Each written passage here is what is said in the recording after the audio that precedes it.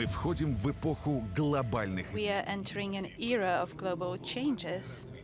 We are forming a new model for the development of the industry. What will be the driver for energy development? How the energy prices are going to react to the changing demand and pressure from the technological sector? We are opening new supply chains to the east. We are producing polymers with high added value. By exploring northern territories and developing polar projects, and by using smart systems, we are replenishing the resource base. We are building new logistics corridors, overcoming external challenges. We are prioritizing several projects which in future might be used to transport promising types of energy, clean and safe energy, as well as the development of alternative energy technologies creates standards for a new model of technological development for industry. It creates challenges, but at the same time opens up new opportunities. New opportunities to allow for disruptive development of the industry and tapping its uncovered potential.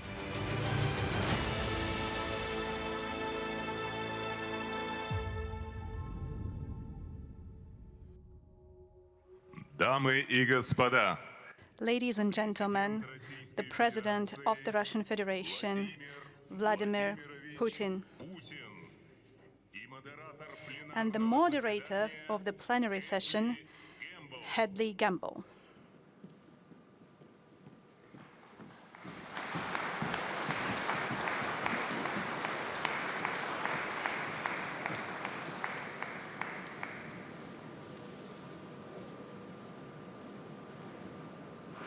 Good afternoon, Mr. President, Your Excellencies, ladies and gentlemen. Welcome to Russian Energy Week. It's the 20th anniversary of this forum. We're all very pleased to be here. Thank you so much for having me. My name is Hadley Gamble, NBC's senior international correspondent and anchor based in Abu Dhabi.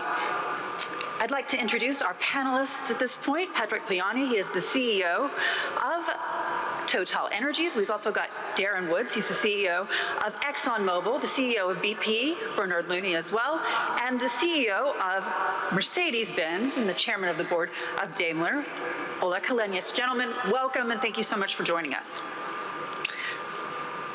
We all face a very uncertain future. The UN has essentially said that global warming is not only a code red for humanity, but also a red alert for the planet. And at this point, all of this is coming against the backdrop of a global energy crisis. We have supply chain disruptions globally as well. We've got international security threats with the Taliban back in Afghanistan. We have rising geopolitical tensions in the South China Sea. We've also, of course, got the prospect of inflation as well as potentially stagflation. And as one CEO in this audience said to me, central banks have been printing money like confetti, at least so far. So a lot of things to get through. At this point, the big question, of course, is how are we going to continue to meet the needs of the world's growing population, 9 billion people by 2040, and at the same point, avoid destroying our planet? I'd like to invite the President of the Russian Federation, Mr. Vladimir Putin, to speak.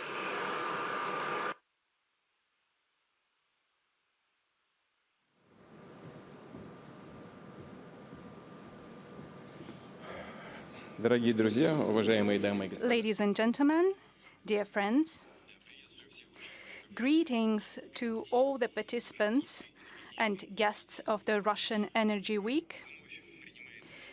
Moscow once again welcomes the heads of the leading energy companies and groups, prominent experts and specialists.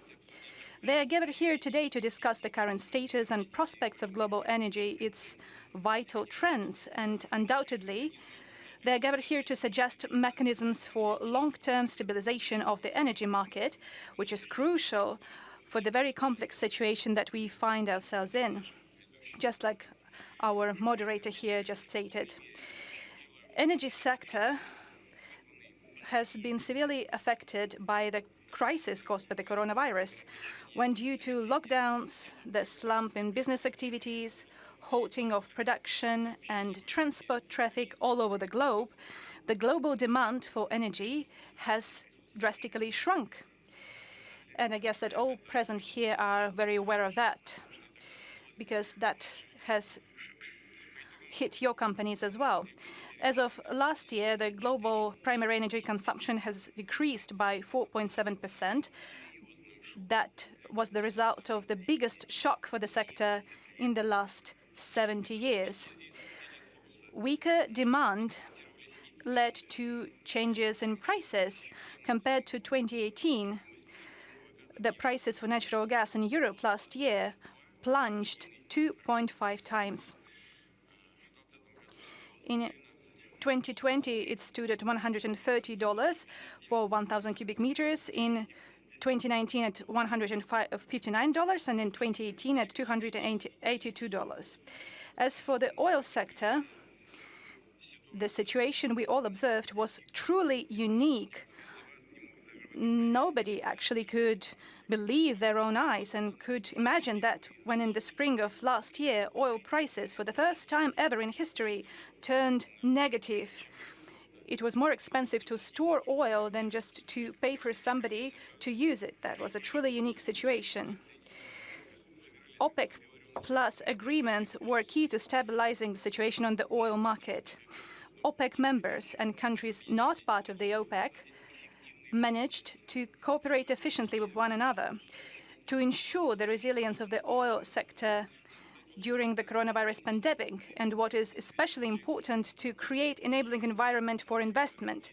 Because in case of underinvestment into new fields and into future production, the market would inevitably be faced with a massive critical deficit very, very soon. And we are seeing echoes of this today. Now, when the global economy is recovering and oil demand has rebounded, our countries are also stabilizing the market and the prices. Timely and expeditiously, we are increasing our output and boosting deliveries. Russia is a responsible member of OPEC+. We believe that the agreement would be in force until the end of the next year, 2022. At the same time, the current results show that the cooperation between our countries has the potential for further development. It can span across additional areas, such as exploring new environmentally friendly technologies of hydrocarbon extraction and refining, the exchange of best accounting practices, and lowering carbon footprint. Unlike the oil market, the gas market, first of all, European gas market, does not look to be well-balanced and predictable. The main reason is that not everything on this market depends on the producers. No lesser role is played by the consumers of gas. And I can say a couple of things that perhaps in this very expert audience might seem evident and even trite. However, in recent times, various officials tend to forget about them altogether or ignore them. They substitute thorough analysis by hollow political motives. So what am I talking about? Over the last 10 years, the share of renewable energy sources in European energy mix has soared. That is a good thing, on the one hand.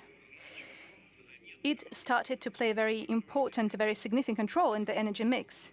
Well, thank God, but the main distinctive feature of this sector is the variability in energy production. We need some serious reserves should there be a disruption in generation, for example, due to a change in weather. And sometimes those reserves might not even be enough. This is exactly what happened this year. Then, due to a drop in wind turbine output on the European market, we saw the deficit of energy. The prices have surged. And that, in its turn, triggered a rise in gas prices on the spot market. At the same time, what is important is that gas consumption depends on the season. In summer, its stockpiles are traditionally replenished before winter. However, this year, even after the very cold winter in Europe, many countries decided against it. They have hoped for spot gas deliveries for the so-called invisible hand of the market. And considering the high demand, they have thus drove the prices even further. Once again, higher prices on gas in Europe are a consequence of a deficit of energy and not vice versa. And that's why you should not deal in blame shifting, as we can say. This is what our partners are trying to do. Sometimes you're hearing people talk about this very topic and you're surprised at that, quite shocked, as if they totally ignore the numbers. They do not see what the situation really is. They're just trying to rectify their own mistakes. Over the last 10 years, step by step, systematic flaws were introduced into the European energy system, and they led to a massive energy crunch. I can remind you that back when nuclear and gas generation were the leading energy sources, there were no crises. There was just simply no way such crises could occur. I would like to add that in Russia, such problems are impossible to imagine these days. Long-term approach to the development of fuel and energy sector allows us to ensure the lowest level of energy prices for the population and companies compared to the European prices. For example, the average price in euro in Russia is around 20 euro for megawatt hour. In Lithuania, it stands at 256 euro, in France 300 euro, and in the UK 320 euro. Energy bill rises are strictly limited and regulated, contrary to European countries where, due to higher energy generation prices, energy bills in recent times have soared almost every single month. I have the information, but I'm not going to tire you with the exact numbers. Going back to the situation on the gas market, I would like to add a few words. We often hear that high prices play into the hands of commodities producers, allows them to have surplus revenues without any visible effort. Although those who support such an opinion do not understand what they are talking about. They prefer not to plan ahead, not to take into account long-term prospects, and they are quite clear, including for the producers. A sharp, multifold increase in energy prices forces companies, economies, and utilities sector to drastically increase their expenses, drives down energy consumption, and lowers energy generation. Accordingly, high prices may actually have a negative effect for everyone, including for the producers. And our producers, including those present here today, understand that very well. For any market, stability and predictability is important, and Russia flawlessly fulfills its contractual obligations to our partners, including our partners in Europe. We ensure guaranteed, uninterrupted gas deliveries to Europe. We have all the reasons to believe that by the end of this year, we will reach record levels of gas deliveries to the global market. Moreover, we are always trying to meet our partners halfway. We are prepared to discuss any additional steps. We've been consistently working on strengthening energy security of the entire European continent. And together with European companies, our partners and friends, we are implementing a number of major infrastructure projects, such as Turk Stream, Balkan Stream, the Nord Stream 1, Nord Stream 2. And their goal is, for years ahead, to ensure reliability and predictability of gas deliveries in the volumes required by European countries. I would like to add that the implementation of these projects leads to a multifold drop in greenhouse gas emissions. And now some more additional information. Carbon intensity of Russian natural gas deliveries along the Nord Stream 1 is 3 times lower than the American LNG, just for you to compare. At the same time, We need to negotiate the global mechanisms for balancing the energy market. We need to launch a substantial, detailed dialogue between the energy producers and consumers, free from any political load or enforced cliches. We are talking about very important issues which define the work of companies, organizations, and define the welfare of households of millions of people, both in Russia and in our partner countries, including countries in Europe. I'm sure that during such a dialogue, we can find solutions which would take into account market trends and interests of all parties. Distinguished colleagues, one of the main factors defining the long-term global energy development is, beyond debate, climate change. Russia is fully aware of how acute the challenges in this sphere are. We can see and feel all the threats and risks, both for the humankind, for the planet, as I have just said, and for our country as well. And in this country, the average annual temperature has risen 2.5 times faster than the global one, and over the past decade it has gone up by 0.5 degrees Celsius, and in the Arctic the temperatures are growing even faster. Russia has been supporting international climate initiatives. We have been honoring our obligations, and in the upcoming decade we intend to ensure that the greenhouse gas net emissions are lower than in the European Union. And this, dear colleagues, are not just empty words. It's a direct guideline to follow. We have been implementing a number of projects that have already yielded results and will do so for many years to come. Russian oil gas companies have been burning less APG, and I would like to reiterate, I have said about that at one of the meetings, our indicators are the best ones. We have been launching projects to capture CO2, and we have been transferring to higher technological standards. We have been doing a big job to upgrade electricity and residential and utility sector, and we will continue to support these initiatives.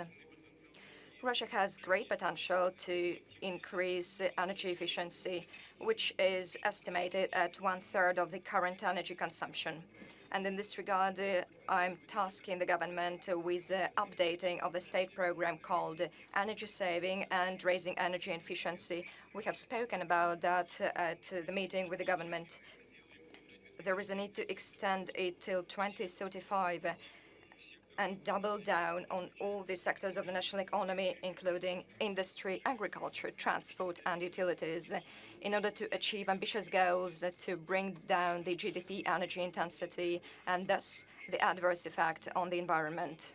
I would like to add that Russia has taken practical steps to make its economy net zero, and we have been setting concrete targets here. We'd achieve it no later than in 2060. I will reiterate what I've already said. Fighting climate change is our common task, the task of the humankind, and difficult, hard, big work is ahead of us. It will involve a wide range of experts, heads of companies and civil society groups and states. However, the climate agenda should not become a tool for promoting economic and political interests of some countries. Together, we should develop unified, clear, just rules of climate regulation, which will be global. They should draw upon a real focus on climate and understanding every country's role and contribution with the help of mutually recognized models of accounting and monitoring of greenhouse gas emission and absorption. It is important to follow the principles of technological neutrality. I mean, we should be objective, taking into account carbon footprint of different types of generation.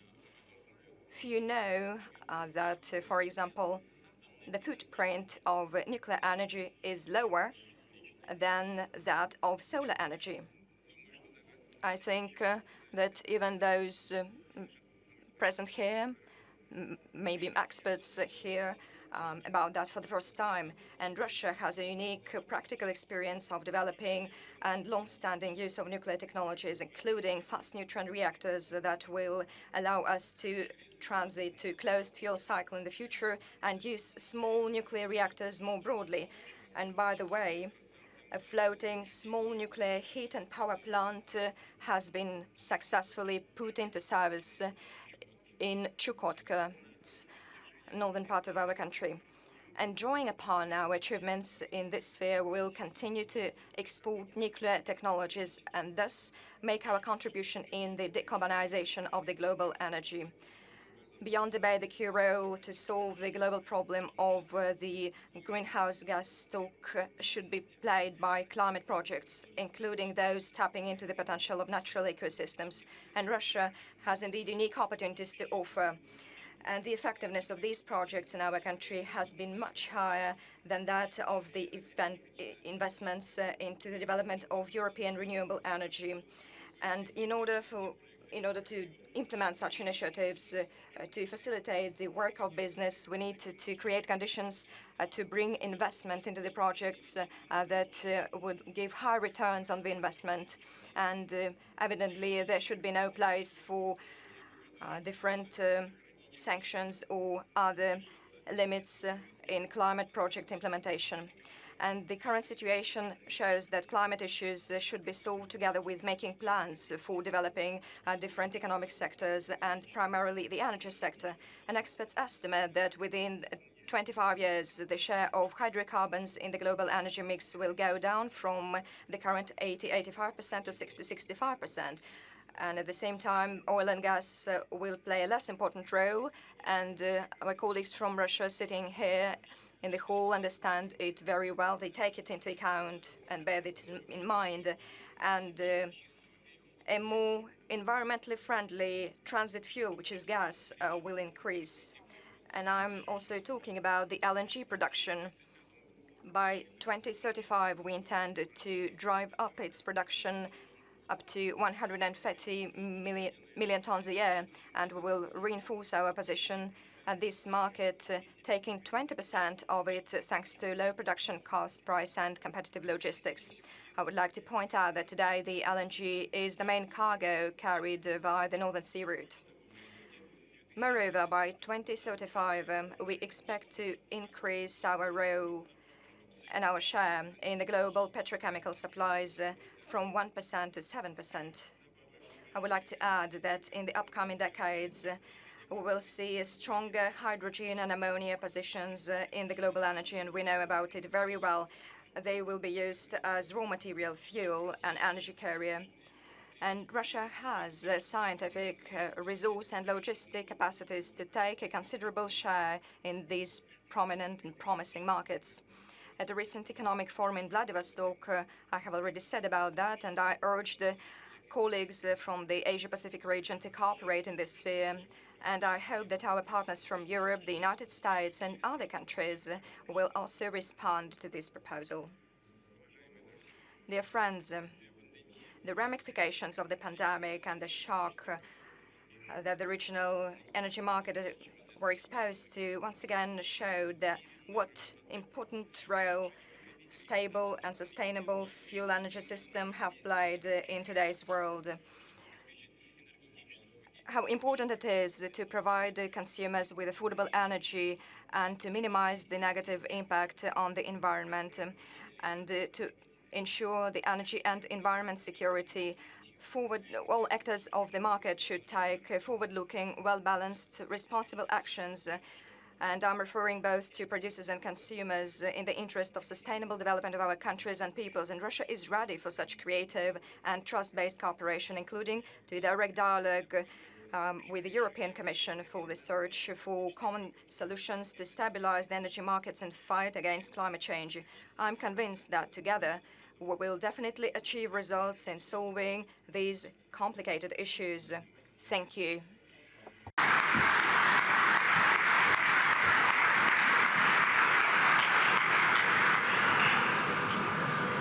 Mr. President, thank you for those remarks. We're going to just take a moment to hear from the chair of OPEC. The president of Angola is joining us. Sua Excelência Vladimir Putin, Presidente da Federação da Rússia. Your Excellency, President of the Russian Federation, Vladimir Putin, distinguished forum participants, ladies and gentlemen, thank you for inviting me to participate in the Russian Energy Week. This is the forum that raises issues which are not only relevant for the hosting country, but to all the nations where oil and natural gas production make up the main fossil fuel energy source. Angola is a nation like that, given that oil and gas are the main sources of national revenue. Today, Angola produces approximately 1.3 million barrels of oil and 76.4 million cubic meters of natural gas per day. Despite the fact that a number of international oil companies work like operators in Angola, there is also a place for other investors, and this is particularly true for free zones and new sedimentary oil basins where hydrocarbon potential has yet to be fully uncovered.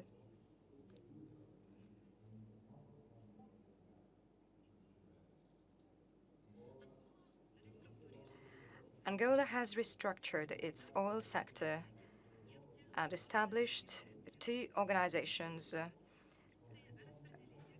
which is a National Agency for Oil, Gas and Biofuels, which is responsible for providing concessions and regulating prospecting and production operations. And there is also an Oil Derivatives Regulatory Institute, which regulates downstream operations. Meanwhile, Sonangol Group is continuing to work on increasing added value in the oil sector. And areas of focus in this regard include searching and prospecting for crude oil and natural gas, as well as assessing, developing, extracting, refining, transportation, storage, distribution, and sales of petroleum products. These are also key branches of Sonangol Group's operations. Work to develop deposits and extract hydrocarbons is mainly restricted to crude oil. Nevertheless, given the need to unlock the economic potential of Angola's natural gas reserves and to put an end to burning the gas, the Angola LNG project was launched.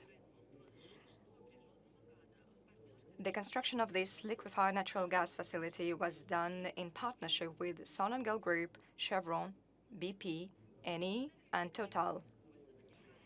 In order to effectively capitalize on gas hydrocarbon deposits and to bring about economic diversification, the Presidential Decree number 7/18 was adopted on the 18th of May 2018.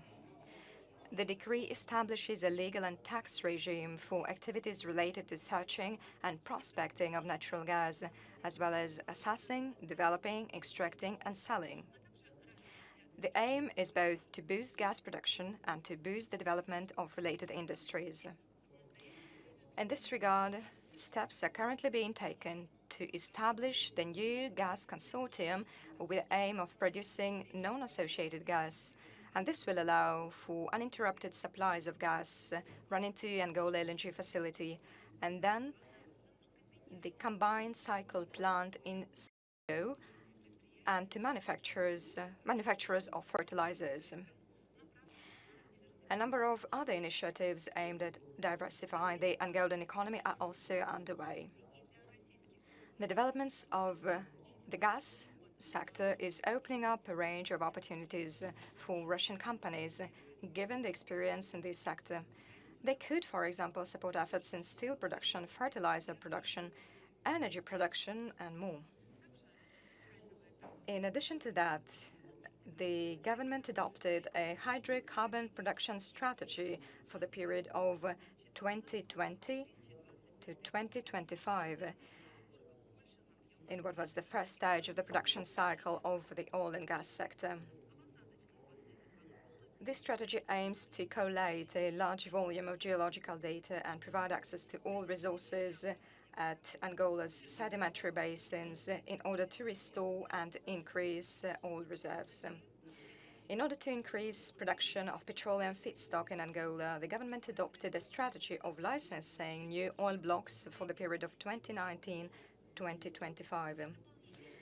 This strategy outlines plans to issue permits to develop more than 50 blocks. In addition to that, the government has put in place a block supply regime to complement and bolster this strategy. This regime aims to support work related to ongoing sales of licensed blocks for which concession agreements for development have yet to be issued, and free zones of concession blocks and concessions belonging to the National Concession Award Service. Opportunities for Russian companies are also opening up in this area. In order to ensure self-sufficiency in terms of refined petroleum products, the government is promoting 3 oil refinery construction projects in Cabinda, Soyo, and Lobito. Once these refineries are complete, Angola will benefit from a refining capacity of about 425,000 barrels of crude oil per day. Russian companies have the chance to invest in the construction of the refinery in Lobito. And right now, an international tender is underway for an equity-based partnership, and the process will close in October this year. The petroleum industry creates greenhouse gas emissions, which are contributing to global warming. And in this regard, the Angolan government urges all those involved in developing deposits and producing oil and gas to take steps to reduce and compensate for environmental damage. These include the rational use of energy resources and planting new forests and restoring old ones, so afforestation and reforestation. There are many other measures as well. Today, the climate is undergoing rapid changes, and there is a growing concern over the state of the environment. And given this, the transition to a low-carbon economy is a priority on the agenda of many countries around the world. Angola should follow the example of other countries on this matter and develop a national strategy aimed at sustainable production of fossil fuels and gradual reshaping of the national energy mix over the medium to long term. In doing so, we should create opportunities for the development of new renewable energy sources such as solar, wind, energy, the use of biomass, and many other energy generation facilities. In this regard, Sonangol EP is working in partnership with Eni and Total Energies to construct 2 solar power plants in the provinces of Namib and Huila. And the company is also looking into the possibility of producing biofuels and hydrogen. To sum up, I would like to highlight the major contribution made by the Russian Federation to help to train Angolan technical experts in the oil sector. And we continue to cooperate in this area, which is very important for Angola to achieve further socio-economic growth. Once again, I would like to express my gratitude for inviting me to participate in the forum, and I would like to state that Angola is interested in strengthening ties with the Russian Federation in this area, as well as in many others. Angola is open to all the companies keen on investing in the diversification and development of the Angolan economy. Thank you. That was the president of Angola. Mr. President, in your remarks, you just were mentioning about what's happening in the gas crisis. I think it's really interesting that we could pick up on that. You mentioned blame shifting. You talked about hollow political motives. So much has been said and so much has been written in recent weeks about what's been happening. And I want to ask you about it directly. Has Russia been using energy as a weapon?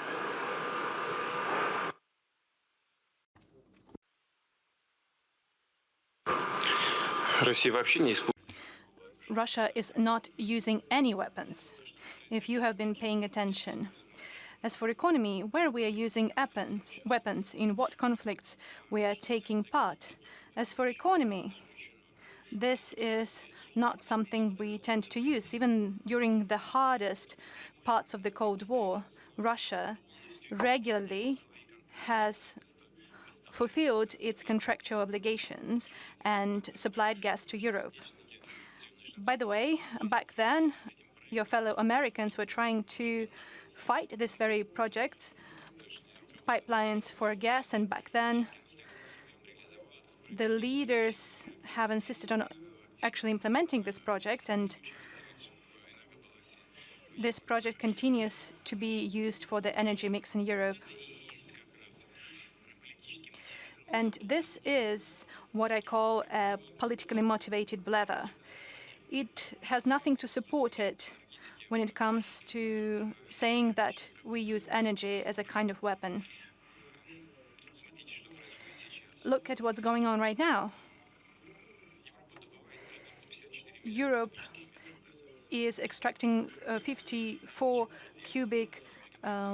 million cubic meters of gas per year, and its number is falling in Europe, in the Netherlands as well.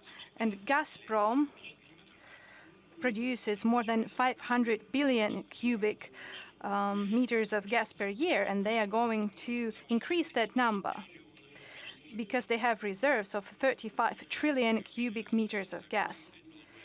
And if you would look at it in general, then Russia's reserves are practically unlimited. And we are expanding our supplies to Europe. Even in the very complex conditions we live in today, Gazprom has increased its supplies by 10% to the European countries. And overall, the increase stands at some 15%, including LNG, because LNG also grew by 13 to 14%. And we are prepared to continue doing that. We have not seen any single case when our companies would refuse to answer to the demands of our partners who wanted us to increase our supplies, even during the very harsh winters of recent years, when our partners wanted us to increase the supplies even beyond the contracts that were in place. We were doing that, and we are doing that right now. We see the number of requests, and then we answer to those requests. I would like to draw your attention to one more fact, that the supplies of American LNG actually moved from Europe to Asia when the prices were right. And out of the overall volume that could be supplied to Europe, and that stands at 14 billion cubic meters of gas. I'm talking about LNG, but in gas terms. Almost half of it was undersupplied by American companies. So actually, who is using those energy tools for their own purposes, Russia or someone else? We are increasing our supplies while partners from other countries, including the US, are actually decreasing their supplies. This is open information. You can just look it up on the internet. You can find it all there. And you're talking about Russia being accused of using energy as weapons. This is utter nonsense. This is politically motivated blather that has nothing to support it. No foundation whatsoever. That's it, in general. Benchmark, though, is up nearly 600% for the year. It's taken several months to get to this point, several weeks of a price surge globally. I mean, at the end of the day, I guess the question is, how can you expect Europe to believe you're a reliable energy partner when you're not supplying that energy via the pipeline?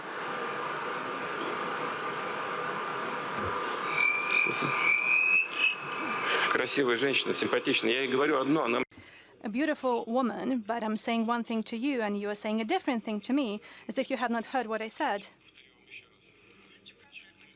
Мы But at the same point, it took you guys long enough, did it not? Послушайте, вы сейчас сказали, вы... You said that you are not supplying gas over pipelines to Europe, but actually you're mistaken. You are mistaken, and all those who feed on the information they receive. We are actually increasing our supplies to Europe. Gazprom at 10%, and overall Russia increased our supplies to Europe at 15%. We have increased our supplies over gas pipelines. We have also increased LNG supplies by 13%. We are increasing, not decreasing, our supplies to Europe. And other suppliers have decreased their supplies by 14 billion cubic meters, and half of that is due to the American suppliers. Is that not clear? We are increasing, not decreasing the supplies. And if we are asked to increase some more, we are prepared to increase some more. We are increasing the supplies as we are required by our partners. There is not a single refusal to answer to the increasing demand. We are also increasing our supplies to Turkey over the Blue Stream. The Turk Stream, we are increasing our supplies to the Balkans through the Turk Stream, etc., etc. We are increasing the supplies over the existing routes, even through Ukraine. And the increase through the Ukraine transit hub beyond the contracts that we have would stand at 10%. We cannot increase it anymore. We are being hinted that you should increase the supplies over Ukraine, but it's dangerous to increase them because the equipment has not been repaired for decades. And if we would increase the supplies, then it's just going to fail. And Europe would be left without any gas. The equipment is 80% outdated. They do not want to hear us. They just want to blame Russia for something. Who is they? Your European partners?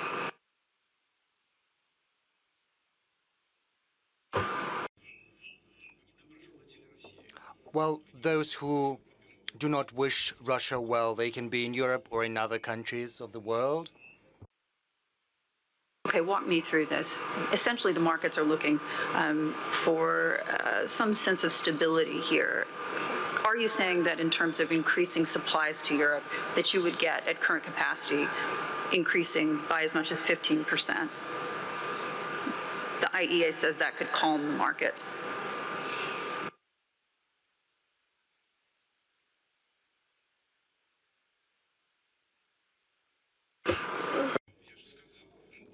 Well, I've said that we've already increased these supplies by 15%.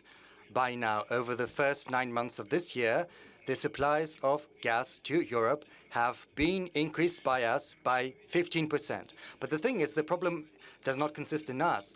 It consists in the European side, because, well, first, we know that the wind farms did not work during summer because of the weather. Everyone knows that. Moreover, the Europeans did not pump enough gas into their underground gas facilities. Just 75%, that is very little. Everyone understands that. Everyone knows that. And the supplies to Europe have been decreased from other regions of the world. We have increased the supplies, but others, including the US, have reduced their supplies, and this is the cause of the panic. Part of the gas is deposited in the Ukrainian underground storage facilities. I may be mistaken. I do not have the exact figures, but around 18 billion cubic meters of gas has been pumped into the Ukrainian underground storage facilities. But most of that gas does not belong to the Ukrainian operators. Most of this gas belongs to European operators and private companies, and we and our partners know what is happening in the Ukrainian energy sector. Let's remember 2008, when we couldn't do anything about Russian gas. That was back then. That was the cause of the crisis back then. We were demanding that they give us our gas, and they didn't do that. Right now, there are some irresponsible politicians in Ukraine who say that they need to nationalize the gas that is stored in Ukrainian underground facilities and that does not belong to them. And what are we witnessing right now? We see that the gas is taken away by foreign operators from the facilities where it's stored in Ukraine. We can supply more, but we need requests to do that. As I've told you, we increase the supplies as much as we're requested to. They've requested 15% by now. If they ask more, then we will supply more. So we do everything we have to under our obligations, and we are willing to supply even more than that. But we need some foundation for that, a request. We cannot simply do that on our own volition. And there has not been a single case when we refused such a request. These things will come at a cost. Can you assure us that there'll be no price gouging?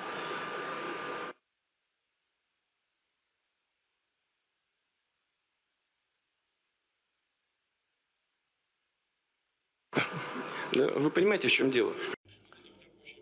Well, you see, this is a very important issue. I just said recently, this particularly goes about the previous composition of the European Commission. They were demanding the establishment a European hub, kind of a stock exchange for gas. And they thought that such a free market could ensure a balance. And we always told them that we need to look far ahead based on long-term contracts, because the pricing is different as far as long-term contracts are concerned and short-term one, because a long-term contract is tied to the price of crude oil and also to a number of other products like gas oil. There is no secret about that, but this is a market-based pricing system, which I'd like to reiterate is tied to the oil prices that are set by the markets at the global level. And no one gives any directives with regard to this price. It's set in a market fashion. And moreover, there is a 6-month lag which allows the operators to understand what is happening and to make the necessary adjustments that might be required. Whereas the spot market is different. It all depends on a number of factors which are very hard to anticipate or predict. There are many factors of unpredictability. Let's take a winter, which is cold and long. The wind farms didn't work, not enough gas in the storage facilities, the prices have gone up, and gas has been rerouted to Asian markets. So these are the factors which explain this situation.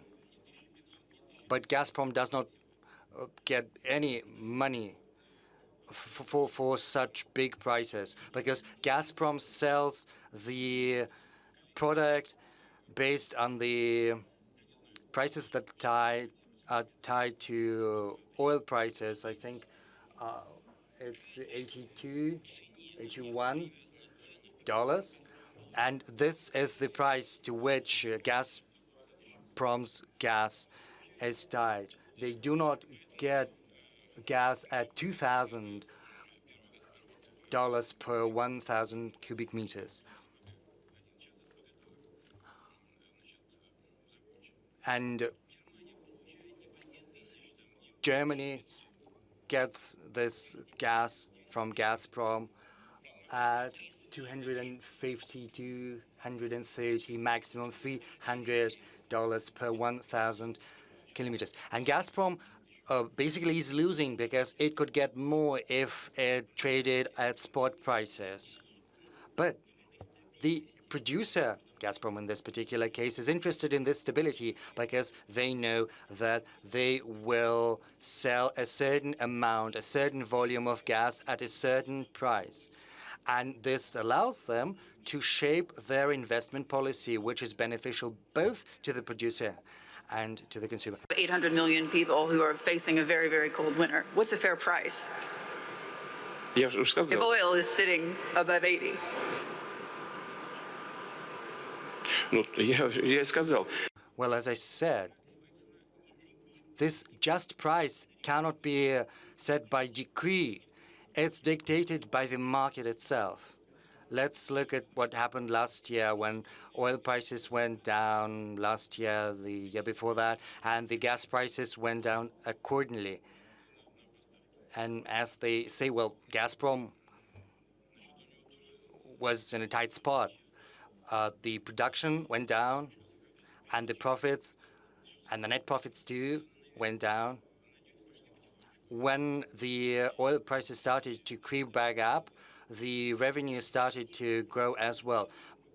But Gazprom is not speculating on the price of gas in Europe, and I would very much like everyone who follow this meeting hear that Gazprom does not get $2,000 per 1,000 cubic meters like at the London Stock Exchange or elsewhere. No, it supplies under long-term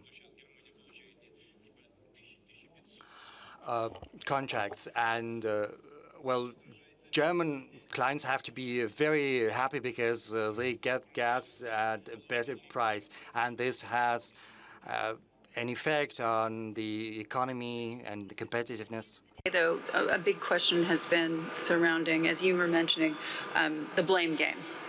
One person that has not cast the blame on Russia is, of course, the outgoing Chancellor of Germany, Angela Merkel. She has advocated that you continue to use Ukraine to supply gas to Europe beyond the commitments of 2024. Can you commit to that?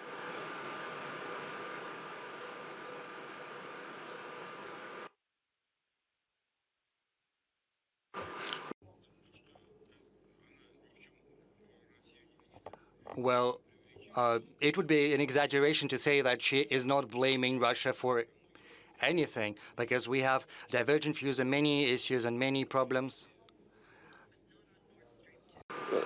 Okay. Well, as far as Nord Stream 2 is concerned, you are right. She's never blamed Russia because she and I have always assumed that this is a purely commercial project which is not politically motivated, unlike what the opponents of the project have claimed. They have always been saying that this is not a commercially viable product and that Russia is pursuing not only due to political motivation, and that is why Russia is building Nord Stream 1, 2, Turk Stream. But, you know, this is yet another piece of nonsense, and I'm going to tell you why. First, the gas distribution network of Ukraine was constructed based on the assumption that there was only one region of Russia which was producing gas, the Urengoy gas field, which is being exhausted stage by stage, and that is when we shifted production northwards to Yamal Peninsula, and that is when and where we started to build a new gas distribution network, and it's been 2 decades now in the making across Russia, and from there we build new export routes, and that is where Nord Stream 1 and 2 come from now, moving on to economic viability and political motivation. Just please pay close attention to what I'm saying. This route is 2,000 kilometers shorter and quicker to get to our main consumers in Europe than via Ukraine. 2,000 kilometers more efficient. So it's cheaper because transit is cheaper. And it's also cheaper for the end users because the transit fee has to be factored into the end price, in particular for the European consumers. So it's shorter, it's cheaper, and moreover, it's modern equipment, and there are better pipes that can send gas at higher pressures, and gas pumping stations are more modern as well.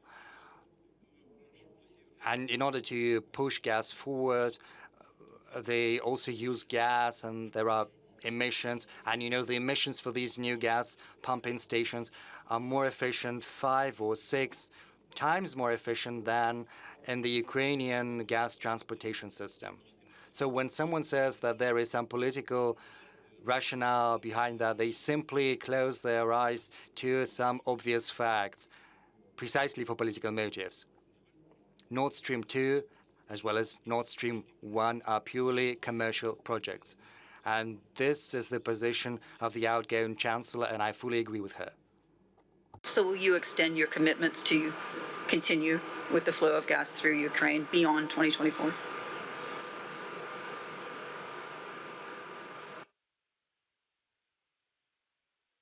Это тоже чисто экономически. This is also a purely economic issue. I have told you that the wear and tear of the gas transportation system of Ukraine, according to different estimates, is at 80%, 85%. And in order to preserve this transit, let alone increase it, which is what we are doing despite our political differences, this year we have increased that by another 10% more than our obligations. We would very much like them to be grateful, and instead they're only criticizing us more. But in order to increase that, this system has to be modernized, and this goes not just for us, it concerns us and also European clients and the Ukrainian operators. Secondly, we need to understand how much we can sell, because this is a very important issue. And I told that to Chancellor Merkel. She has always raised that issue. And in response to your question, I can say that we are willing to preserve this contract. Moreover, if the economic and technological conditions are there, we are willing to increase the volumes. But we need to understand how much they're going to buy from us. I anticipate there are going to be questions about the environment, about the transition to a low-carbon economy, to carbon footprint reduction. If Europe is abandoning hydrocarbons and gas in particular in the end, in future, so how can we commit ourselves to increase transit via Ukraine if Europe stops buying gas from us? Just tell us how much you're gonna sell, you buy.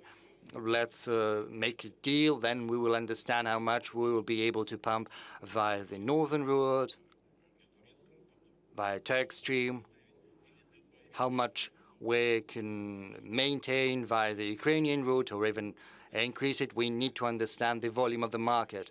And if Europe tells us that they are simply trying to abandon hydrocarbons, but at the same time they say that after 2024 we need to continue pumping gas via Ukraine, I don't understand where that comes from.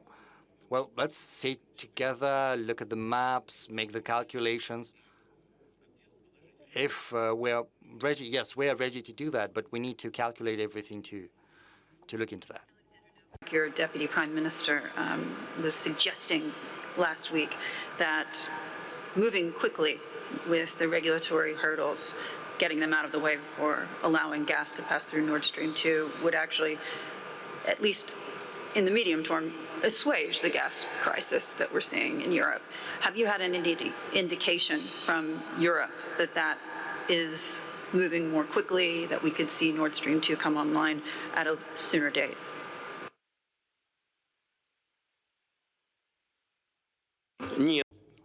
No, on the contrary. We see that the administrative hurdles are not removed, and there are different issues related to the third energy package in Europe, the third package which governs in particular this project. There is a number of details. I do not want to go into these details right now, but these administrative hurdles are there. So far, they have not been overcome nor removed. I'm aware that there is a discussion on Nord Stream 2, in particular with the German authorities. The German regulator has to make a decision. So far, the decision has not been made. So we could supply more via this route. And if we could do that, we could be sure that this would significantly pacify the European gas market, and it would have a serious effect on the gas prices in Europe. But so far, administrative hurdles prevent us from doing that.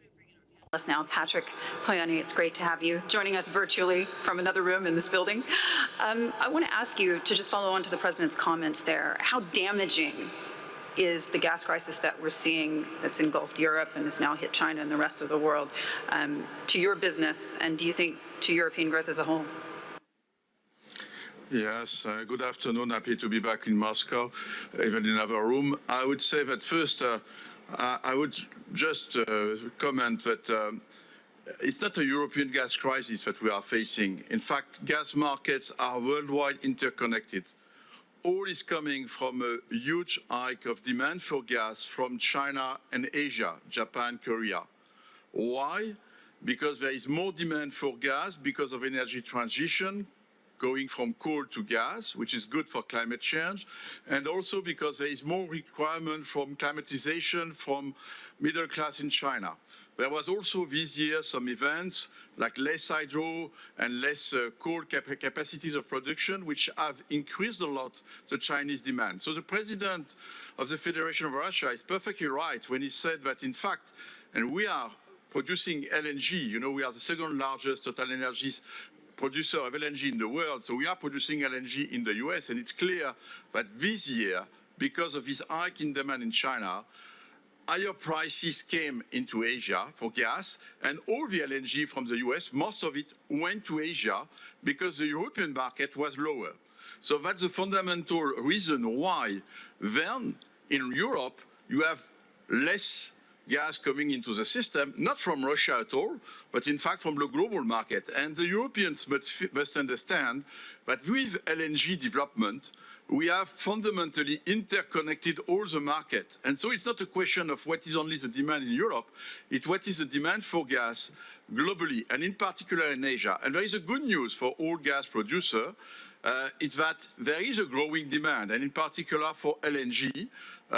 Again, we are managing TotalEnergies 10% of the LNG market per year, so we are very aware. And there is a growing market, more than 10% per year in the last 7 years. So it's why also we see this increase. So everything is connected, and I think, does it damage? Yes, it's not good. High pricing is not a good news. Of course, immediately for my company, our results are better, but for customers, because we are looking for developing gas again, and particular in order to substitute gas to coal, which is good for climate change. But to do that, we need to have a lower price, because coal today is a king, because coal is cheaper than all the other sources of energy.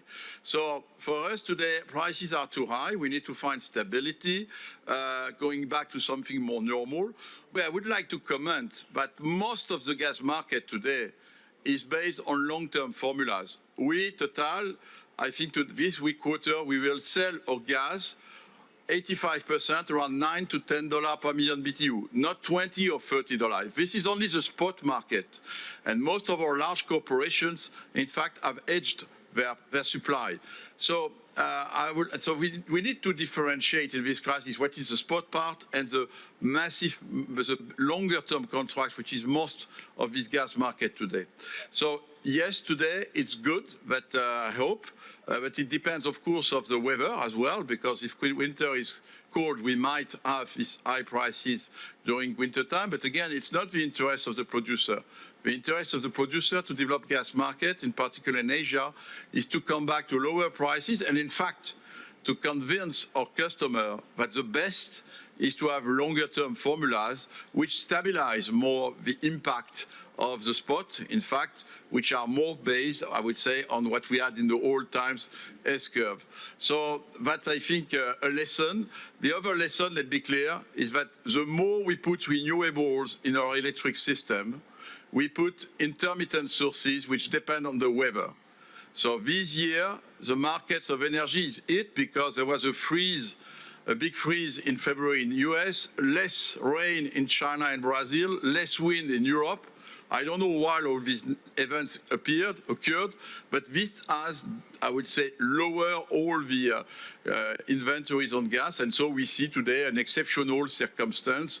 And I think that after winter time, we should be able to come back to better prices and lower prices, which would be good for everybody. Thanks so much for that, Patrick. I'm going to bring in Bernard at this point. And when you think about this with regards to BP, we understand that the EU, of course, is talking about proposing legislation today. They're going to roll that out in Brussels, which would essentially require that all oil and gas drilling would be stopped in the Arctic, and that there would be an inability to bring those products to market.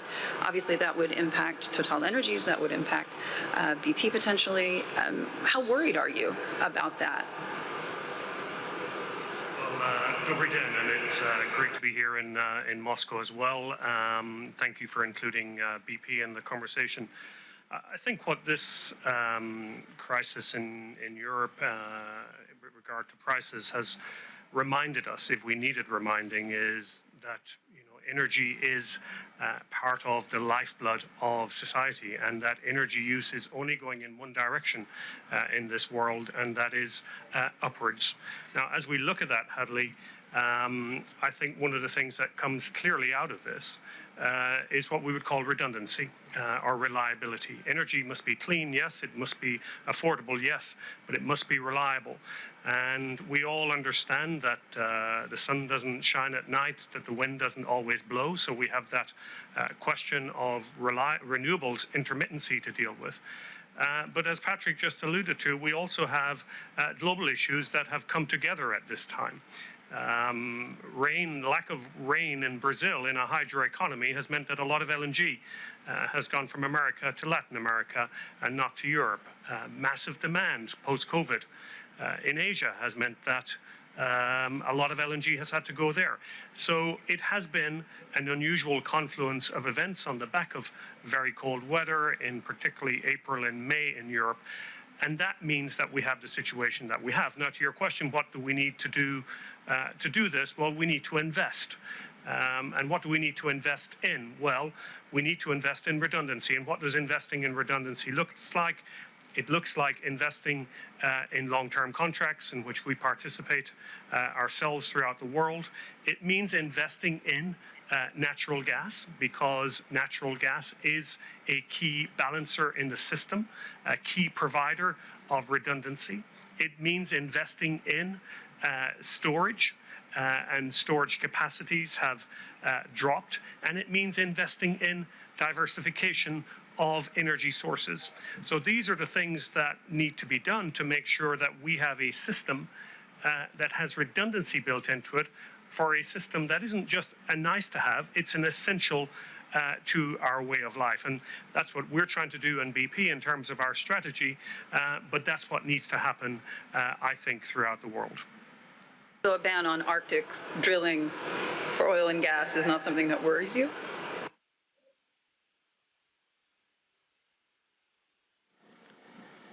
Bernard? So a ban on Arctic drilling by the EU is not something that worries you? The issue that we need to address here is an issue of demand. I think the issue of supply is well documented. We are all doing what we can on the supply side. But at the end of the day, if supply goes away and demand doesn't change, that only has one consequence, and that is an escalation in price rises. So I'm not suggesting that the onus needs to be put on customers or society, but this is a system, and both the supply and the demand side need to work together.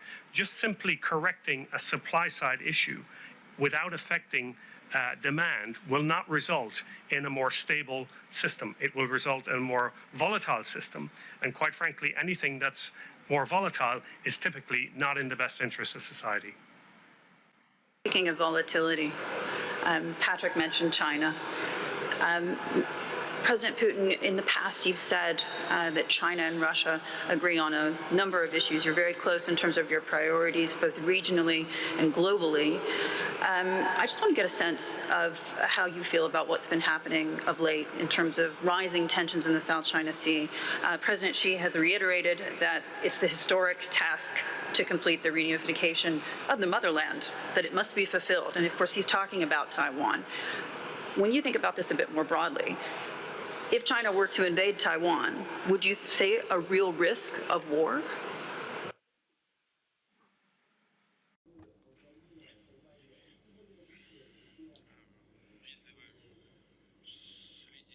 Well, if you've been following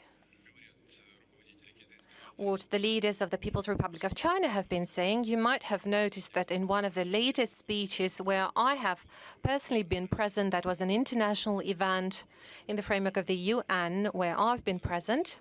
And I remember that President Xi was saying that the People's Republic of China has no plans to use military power to resolve any type of problems or conflicts. That was more or less his statement. That's the first thing I wanted to say. Secondly, as far as I understand, the Chinese philosophy regarding the philosophy of statehood and state management, it does not include use of force. And thirdly, I think China does not need to use force. China is a huge, powerful economy, and in terms of purchasing parity, China is the economy #1 in the world, ahead of the United States now. And by increasing this economic potential, China is capable of implementing its national objectives. And here I do not see any threats. As for the South China Sea, yes, indeed, there are somewhat conflicting and contradictory interests, but the position of Russia is based on the fact that we need to provide an opportunity for all countries of the region, without interference from the non-regional powers, to have a proper conversation based on the fundamental norms of international law. It should be a process of negotiations. That's how we should resolve any arguments. And I believe there is a potential for that, but it's not fully used so far. In terms of that response, obviously $3.5 trillion of global trade flows through the South China Sea every year, and almost as much as in terms of oil as the Strait of Hormuz itself. So it's considered an international waterway. When you talk about external powers, those that are not regional, are you referring to the United States?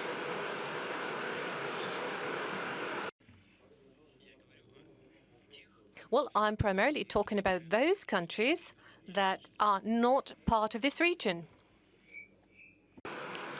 When you think about this a bit more broadly, President Xi has, of course, taken drastic measures to address this energy crisis. He's essentially said they should buy gas at any price. Obviously, there's a lot of conversations being had about whether or not China was going to be able to stick to their goals in terms of the climate change agenda in the face of this rising crisis.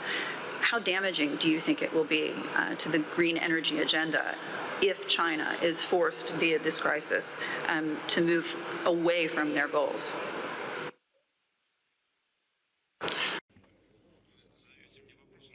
Well, you're asking me questions that I can't answer. I'm not President Xi. I'm the president of the Russian Federation. And I can't tell you what are the plans of the Chinese management, but I only know what they do. And that also includes cooperation with Russia. First of all, China is the largest trade partner for Russia. And despite the decline in the global economy, the trade turnover between Russia and China is increasing. And in 9 months of the current year, it has exceeded $100 billion. And that is a very good indicator for us. We can even set a record for this year. And in this regard, China is a highly reliable partner for us. And I'm not talking about political components of that. I'm talking about China being a strategic partner of ours in almost all areas. And China is truly a reliable partner and an ally. And China is delivering on all undertaken commitments. And if there are any questions, be that in the economic area or in any other area, we always sit at the same negotiating table and we search for solutions. And we do find the solutions by making compromises. The same applies to cooperation in the energy area. China works with us to develop one of the largest projects on the LNG, by the way, together with Total Energies, with Novatec. And that is a successful project. That is Arctic LNG. The second project that China will also most probably participate in. Together, we have agreed on supplies of gas, of pipeline gas to China. We have constructed the pipeline route, and the total volume that we're aiming to achieve is 38 billion cubic meters. China is a huge market and a rapidly developing and growing economy with a very large amount of consumers. And I believe today we have generally agreed on the second route going through the territory of Mongolia. But I've been saying that before. If we relate to the supplies of coal, China has large coal generation, and the leadership of China is taking large effort to eliminate and go away from coal generation. 1.5 billion people live in China. It's not that simple to do. It's not a trivial task. They need to protect the interests and the needs of their population, and that's exactly what they are doing. And they have a very careful plan, very balanced plan to decrease the carbon footprint. And the same applies to the transition period when more of blue fuel will be consumed, more of gas. And it is in our plan to increase the gas supplies through the available infrastructure and also in terms of the ones that will only come up in the future. I do not know whether China will be able to deliver on all the plans that it is setting itself, because the volumes are huge, but everything that has been done by China in terms of achieving the goals that they set, it was all delivered properly. Really, literally everything, be that economics, they've achieved everything, and that gives us hope that also in terms of decreasing the anthropogenic load and the carbon footprint, they will achieve the goals that they set themselves up to 2060, as far as I remember. China delivers.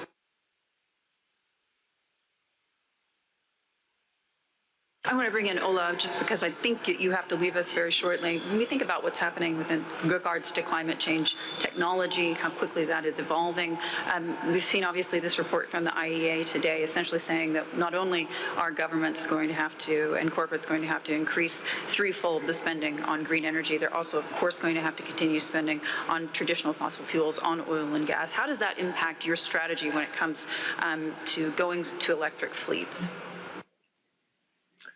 Good afternoon. The automotive industry is in a full transformation towards zero-emission mobility, and it is three main things that is driving this change. I'm going to start with technology and innovation.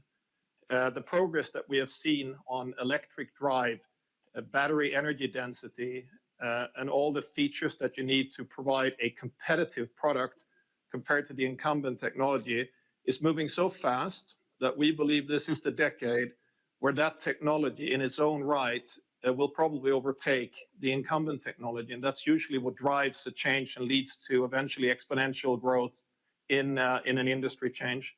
The second part of the equation is the regulatory will, and it starts with the Paris Climate Agreement that most countries have signed up to.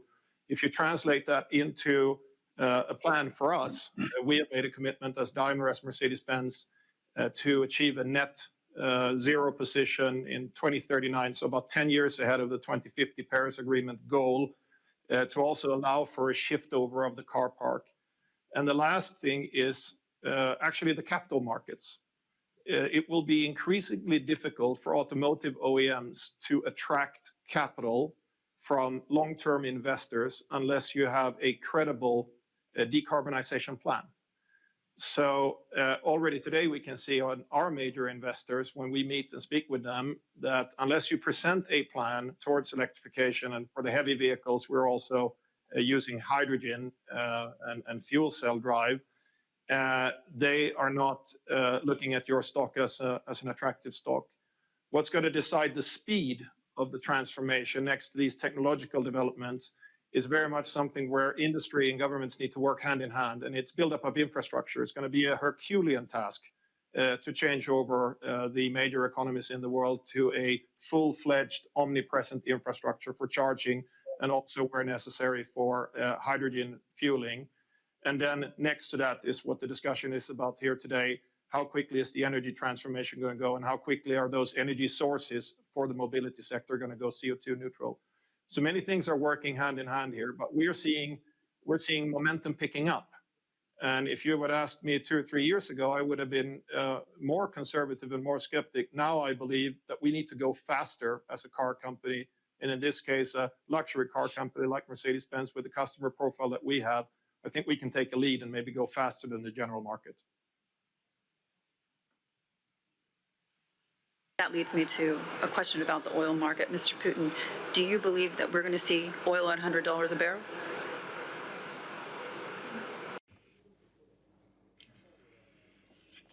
Well, that is quite possible. Currently, the oil prices are growing. And speaking of Russia and our partners and OPEC Plus group, I would say that we're doing everything possible to make sure that the oil market stabilizes. We are trying not to allow any sharp peaks in prices. We certainly don't want to have that. It's not in our interests. We fully comply to our commitments regarding the reduction of the oil output. Those are difficult decisions to make. Those are difficult for our economies, for our companies, because unlike other basins, I would say that in the Middle East, the oil production is happening in the difficult climate conditions. And in order to reduce the oil production there, it takes some additional effort. That means additional costs. But nonetheless, we are making those steps, and the market has been stabilized as a result of it. By the way, a major positive role in that was played by His Excellency Crown Prince of Saudi Arabia and the King of Saudi Arabia, and actually the ex-president of the United States, Donald Trump. And I'm saying that with complete openness, because I myself have been participating in those trilateral negotiations, and there is no politics behind that, trust me.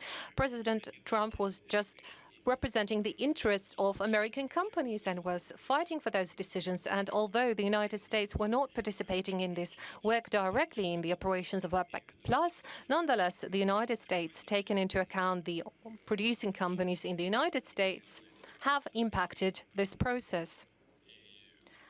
And we have managed to stabilize the market and save a lot of workplaces and jobs in the United States as well. Market has been stabilized, but we still have not achieved the pre-crisis output, 11 million barrels per day. And our position is that we need to increase the output gradually as the demand grows. And my colleagues are seated here in the front row. Those are CEOs of the Russian companies. We certainly take into account the budgetary interests of Russia, but also the interests of the largest companies. We act based on the negotiations we have with them. And the fact that we have reduced the oil output finally has benefited the world market as well. It has become more stable, the prices have somewhat increased, and it was also in the interests of our companies because their revenues have increased as a result of the changes in the oil prices, and that was also favorable for the Russian budget. So I would say that everyone benefited from that. We're not trying to retain the output for the prices to skyrocket the way it is happening in the gas market. We don't want that. We want to have a balanced development. I heard that former President Donald Trump called you directly about prices and about the oil market, trying to get that OPEC Plus deal done. Do you have the same relationship with the White House today with President Biden? Has he contacted you as a member of OPEC Plus? No, we have not discussed those issues with him, but we are in touch with the U.S. administration, and generally, I believe we have a fairly stable relationship with President Biden. As you know, the Undersecretary of State is now with a visit in Moscow, and she's discussing it with her Russian counterparts, the subject of further contacts with President Biden. So I would say we're having constructive relationship with the current administration. The latest Pew Research poll says that 44% of American Republicans want President Trump to run again in 2024. Would another Trump presidency be good for the energy markets?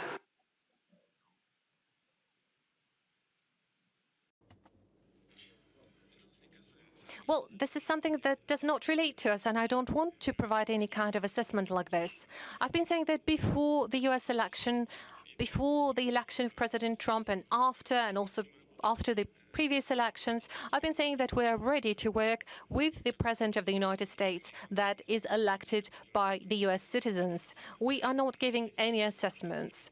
I'm only saying that the fundamental interests of both countries in terms of security and reduction of the strategic weapons, combating terrorism, money laundering, also combating with tax havens, stabilization of energy markets, those are objectively important things for us where our interests coincide, and undoubtedly that will result in the fact that the relationship between our two countries will get better, and the US political establishment will finally stop speculating on the US-Russian relationship, trying to damage their own interests and the interests of their own companies. And we've seen that the US imposed sanctions against Russian companies also in the energy sector. But what they've seen is they saw ExxonMobil quitting some very favorable contracts, apart from one project in the Far East that they have been participating for a very long time. Well, who benefited from that? Nobody. The gas prices have skyrocketed. And we see situations in the oil market that the US is suffering from, first and foremost. So the result is not just zero, it's actually negative for those imposing those sanctions. And I do believe that finally the understanding that sanctions policy is not leading us anywhere. And I hope that gradually we'll be able to recover our relationship. I just want to bring in our panelists to this conversation. Darren, specifically with you, and we're talking about the investment that's needed in the oil space. We're talking about $500 billion that's been projected. The IEA in the report today essentially saying that while we need threefold investment in green energy, we also, of course, need more energy investment, particularly in the oil and gas space. At what point do you think that prices in terms of oil prohibit that in the sense that we have demand destruction? Good afternoon, Hadley, and everyone on the panel, and Mr. President. Pleasure to be back with the conference today, albeit remotely. I think that's the challenge in this industry, and the things this panel has been talking about and the discussions that you've been having with the President is the challenges associated with balancing the desire to move to lower emissions energy systems while at the same time meeting the critical needs of populations around the world, and the recognition that energy plays such an important role in people's lives and growing prosperity. I think, one point that's often missed as you think about the oil and gas markets is around the world, as we all produce these products, the supply declines and investments required to offset that decline. So even at a stable or flat market, you still have to generate enormous amounts of investments to fulfill and to backfill the decline in the production as you produce these supplies. And one of the challenges that the world is seeing, and in fact, I think a big contributor, or at least a significant contributor to what we're seeing in Europe and around the world in the gas markets, is with the pandemic and the low prices and the impact it's had on the economy, a lot less investment has gone into replacing those depleting supplies. And as a result of that, a lot less product is available to meet this now rapid growth that we're seeing coming out of the pandemic. And so I think as we've seen historically in these commodity markets, prices will rise to incentivize additional supplies until that supply and demand meets. And oftentimes with these capital-intensive industries, more supply comes on than the growth in demand, and you start to see some price decline. And so I think we're going to continue to see that balance and that supply-demand balance working across the world markets. And I think as policies around the world change and governments look to try to reduce the economy's dependence on oil and gas, that has the potential to make a point that Bernard was making, was if we don't balance the demand equation and only address the supply, it will lead to additional volatility with creating additional imbalances. So I think the real challenge for everyone around the world is, one, to work collaboratively, but two, to make sure that we've got good, thoughtful policies that recognize the importance of the energy the role they play in people's lives, and then figure out how you thoughtfully manage this transition with the redundancy and some of the backup that the panelists have points have made.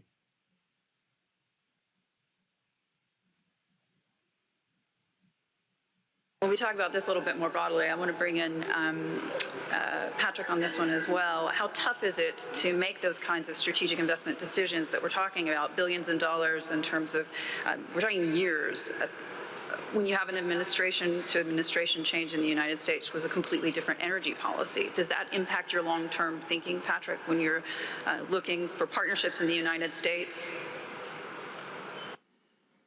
Not in the United States. The United States is a country where we produce energy and we invest in renewables. I think what just Darren is just fundamental. I think the real challenge for all of us is that today the present of the planet, the energy of the present, is for 80% hydrocarbons and coal, fossil fuels. That's the reality of the planet. And at the same time, so we must continue to invest in order to provide the energy needed by the population of the planet. That's the first mission. But at the same time, we must accelerate in order to decarbonize the energy, to reinvent the energy. So we must invest more and more in decarbonized energies, in particular renewables. This is exactly why we moved from Total to Total Energies.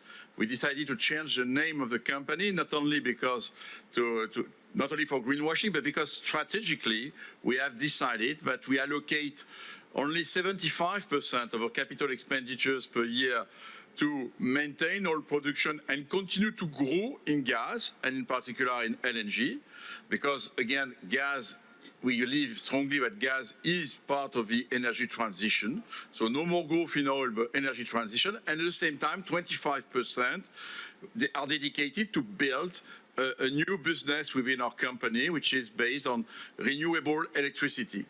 And so, of course, we see a lot of policies around the world, not only in the US, but in many countries, which encourage to invest in renewable electricity, and we are willing to become, and our objective is to become among the top 5 producers of renewable power by 2030. We have a clear roadmap. Already we'll have 35 gigawatts by 25. And so we do that because there is a lot of support. And I think there is a big case, in particular, even in producing countries. We just announced a very large project in Iraq, which is not only developing gas, which is flared today, to make it a fuel for gas-fired power plant and oil, but also solar. Because in fact, it's a way when you produce renewable electricity in a country like that to fulfill a higher demand for electricity, and also you can monetize the gas to other uses. So I think this is our strategy. But again, it's to find the right balance.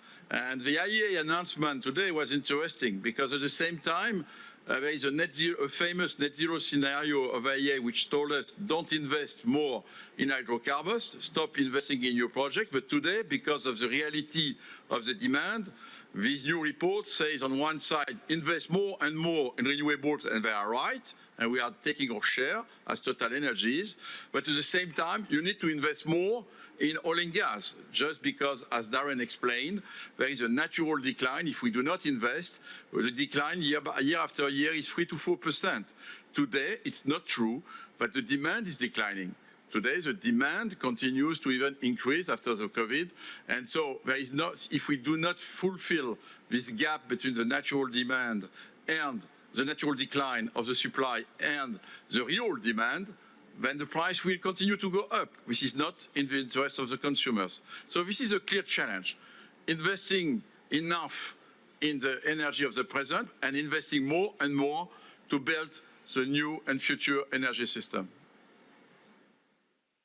I think the report you were referring to was the one that His Royal Highness Prince Abdulaziz referred to as La La Land not too long ago. President Putin, when you think about this with regards to Russia's commitments on the climate change agenda, are you planning to attend COP26?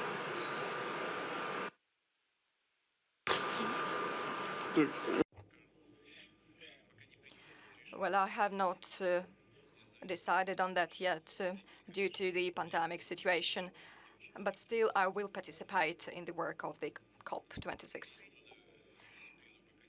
I am not sure whether I will go there and participate in it personally, but I will definitely participate in it.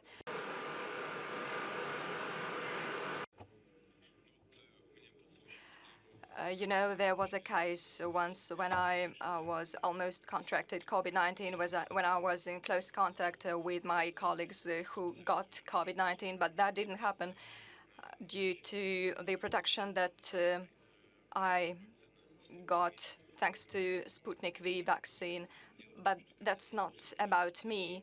In fact, when I go somewhere, I'm accompanied by many people, over 100 people, including press service, safeguards, drivers, protocol, many other things. That's a big number of people that are somehow exposed, and in this way, Weeks in quarantine so I could be here. Walk us through the climate change commitments that you can make today for Russia, because at the end of the day, many people say this is a country that isn't doing enough, that they're not doing enough as Europe in terms of trying to get to net zero. In fact, Greta Thunberg recently put it as blah, blah, blah, blah. How do you respond to that?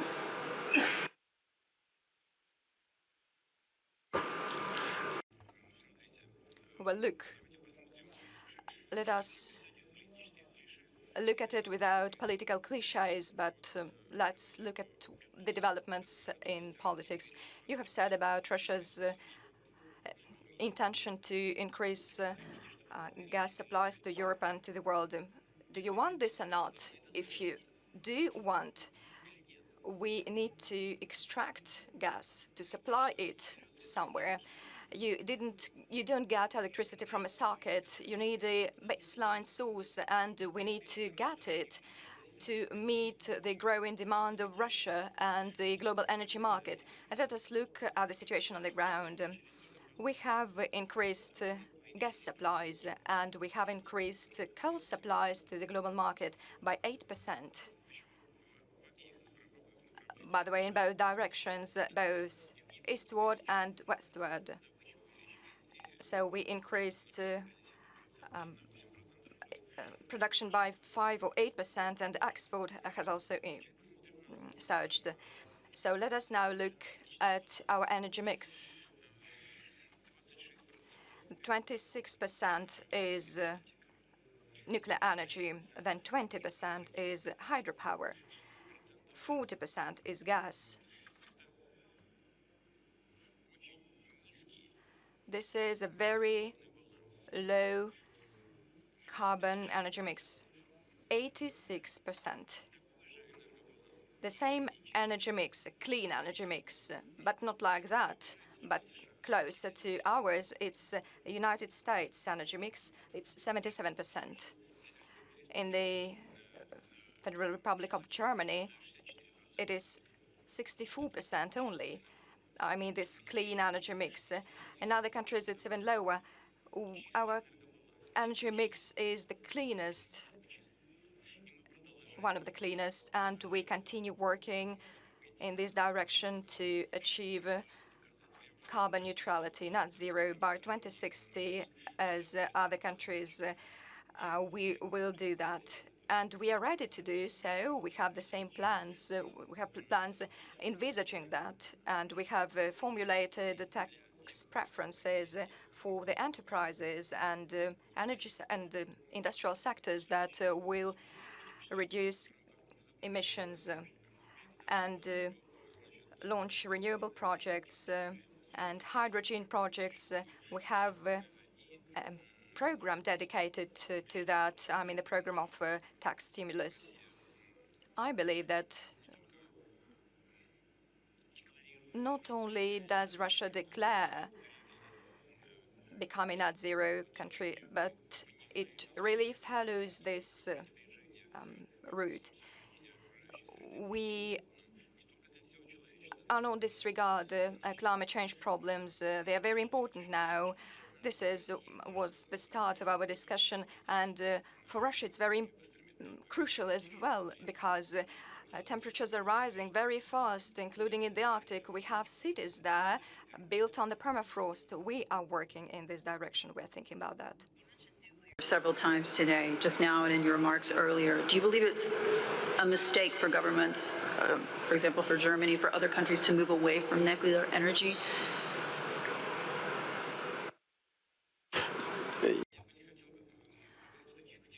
I do not want to speak like that to blame someone, as some countries blame us.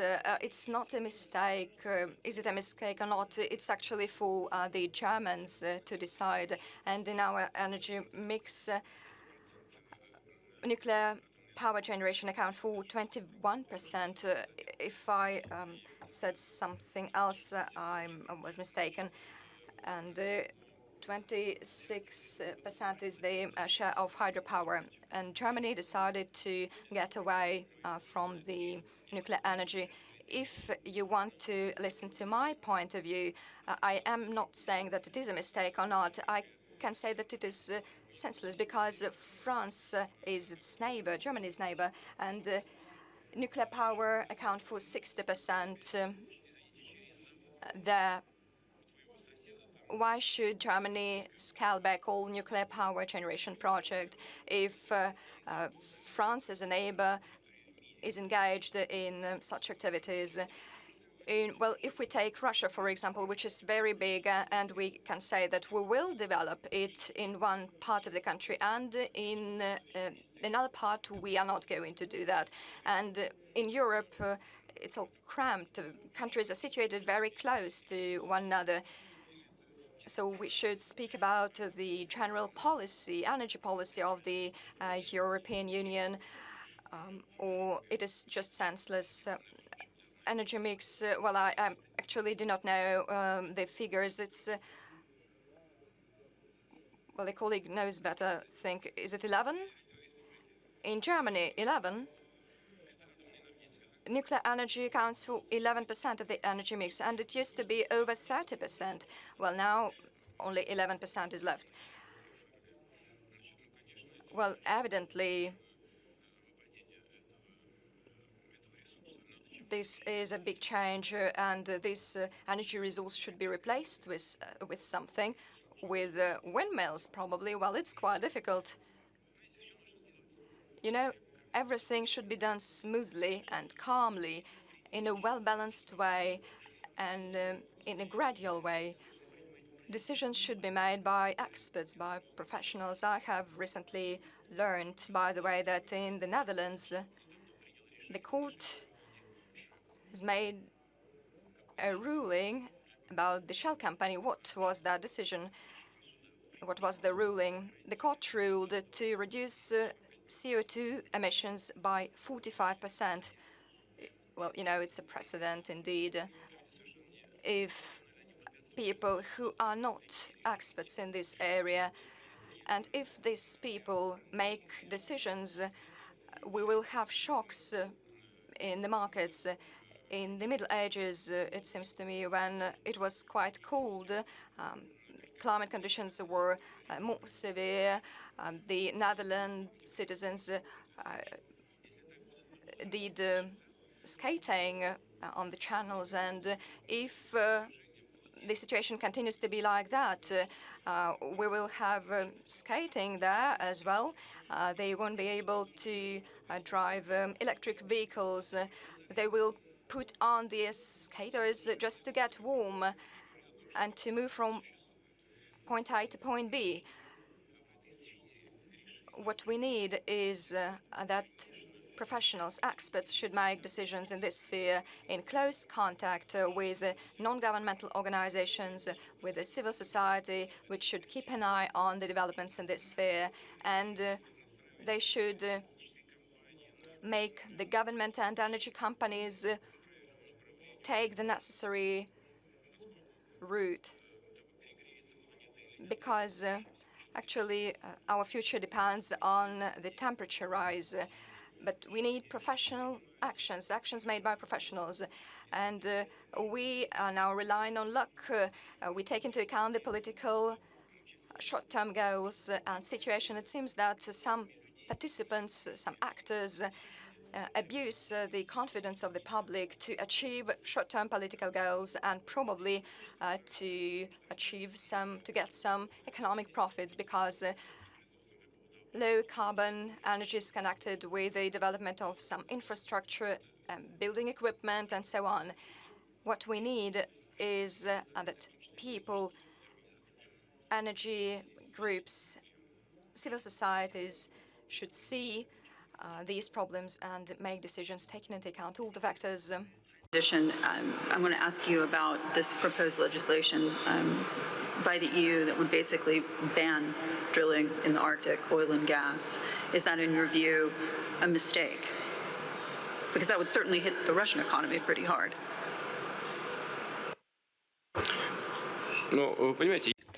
Well, you see that if such decisions would lead to a certain spike in prices, then we would not suffer because we will cut our output, but in terms of prices, we will still get the revenue we counted on. So once again, such decisions should not be political. The relevant decisions should be made in close contact with experts and specialists in the area we are talking about. And then the necessary balance between green energy and the traditional energy sources will be found, not to the detriment of consumers and people. Look, I've already talked about it, and we've been talking about it for quite some time now, that the prices are actually damaging for people, the end consumers. Our gas prices inside Russia for basic consumers stands at $64 per 1,000 cubic meters. For industries, it's 64. This is not 1,200 like spot prices in Europe. The economy is working dynamically, rhythmically. By the end of this year, we can reach record GDP growth.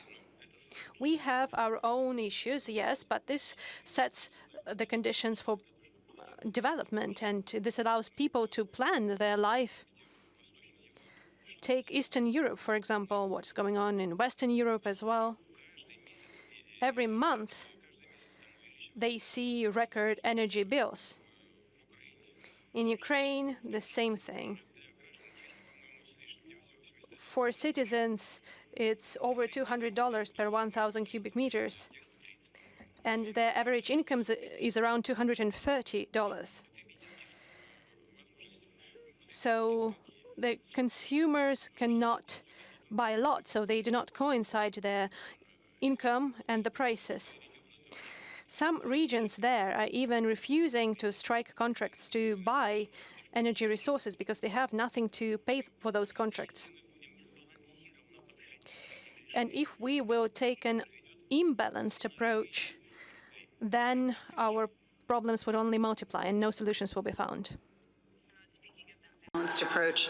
Are you satisfied with the level of government support that you've seen in the UK specifically off the back of the energy crisis? Boris Johnson went on vacation. Is the UK government doing enough? I think the UK government is. I think we talked about this earlier, and the situation here that we're facing in Europe and in the United Kingdom is not just a UK issue, it's not just a European issue, this is a global issue. This is not an issue that came up overnight. This is as a result of the things that we have been talking about today, and it is a market at work, but it is a market that has had a confluence of events coming together, and without that redundancy in the system, and that's redundancy globally, then I think you find the situation that we have here today in Europe and indeed in the UK. So everybody is doing their best to respond, ourselves included, but the reality is that this is not a crisis that is homegrown. This is the result of a global situation, and I go back to my earlier comments around investment. It requires investment into a number of things, which will include long-term contracts, investment into storage. I think you'll see more of that going forward. Investment, I think, into natural gas, which has to be a part of the energy future, is a great form of stabilization and redundancy, and investment into diversification. So there will undoubtedly be lessons to be learned on the back of this, and that's what we will see, I have no doubt, in the coming weeks and months, sadly. Darren, if I could ask you that the same question in a sense, because obviously we talk about these long-term investments. We're talking about billions of dollars over several years. This isn't something that gets done in the short term. We know we need that investment. The IEA has said that now as well. When you think about that with regards to the United States specifically, how difficult is it for you to forward plan when you have to worry about one change from one administration to another, which in the case of the Trump versus Biden team has been a drastically different approach to climate change? Hadley, and that does make a more challenging environment to plan in. I think, though, as you think about our industry and the time cycles that we all have to manage to, they extend well beyond any single administration. And so I think our company, along with many others in the industry, focus on what are the foundational drivers of how the economy is going to develop. What's going to be required in the energy transition, what technology breakthroughs are going to be needed, what are the practical investment profiles. And of course, we try to work with every administration that comes into power about policies, looking at policies that help them achieve those objectives to meet the demands of society for lower emissions energy systems, while at the same time providing that more affordable energy and energy that's available and reliable. And so I think you said many times here on the panel, it's how do you strike that balance, how you effectively strike that balance. And we'll have to continue to invest in the traditional sources and do that in a way that meets the needs of society while they work their way through this transition, while they try to strike that balance. For us as a company, as we think about that, focusing and investing in what we think are the lower cost supply sources. And so as demand changes and making sure that you're the low cost supplier in that market, I think brings some stability to the business. And then obviously working with a lot of partners, not just the government, but private sectors, universities, think tanks, in terms of understanding exactly how will this transition manifest itself with time. Because as we've talked about today, it is a complex system. It's a large system, and we're trying to make rapid changes in that system. And I think the real challenge here is how do you do that in a thoughtful way that doesn't penalize societies and achieves the objectives that we're searching for. So we're very thoughtful as we're thinking about where to allocate our capital, putting money into technologies to try to advance those technologies that will achieve lower emissions at a lower cost so that society can afford to put those in, and investing in low-cost supply to continue to meet the needs of society while we're working through this very challenging and complex problem. Ola, when you think about what's going to happen next within not just Mercedes-Benz, but Daimler as a whole, we've seen VW warning that there could be as many as 30,000 jobs at risk as a result of the energy crisis that we've seen. Can you give us an idea if we could see something similar happening within your group of companies? And at the same point, are you on track to electrify the fleet as promised by 2039? The industrial footprint of our company will change as an effect of this changeover for combustion-based technologies to electric vehicles. So yes, over a longer period of time, there will be less jobs in that particular part of the business, but other sides of the business are growing significantly. We're investing into new technologies. The whole topic of high power computing and software architectures in vehicles is becoming more and more important. So at the same time as we will gradually rebuild our industrial footprint, we're growing in terms of jobs, high quality jobs in other areas. So I think that can be managed, that transition. And with regard to our path towards 2039, absolutely, I think we can do that. In fact, we're even upping the pace, and we have made a decision that all new vehicle architectures from 2025 forward will be designed from the ground up as electric only. So over a longer period of time, you have already kind of put a time clock on how that transition is going to happen.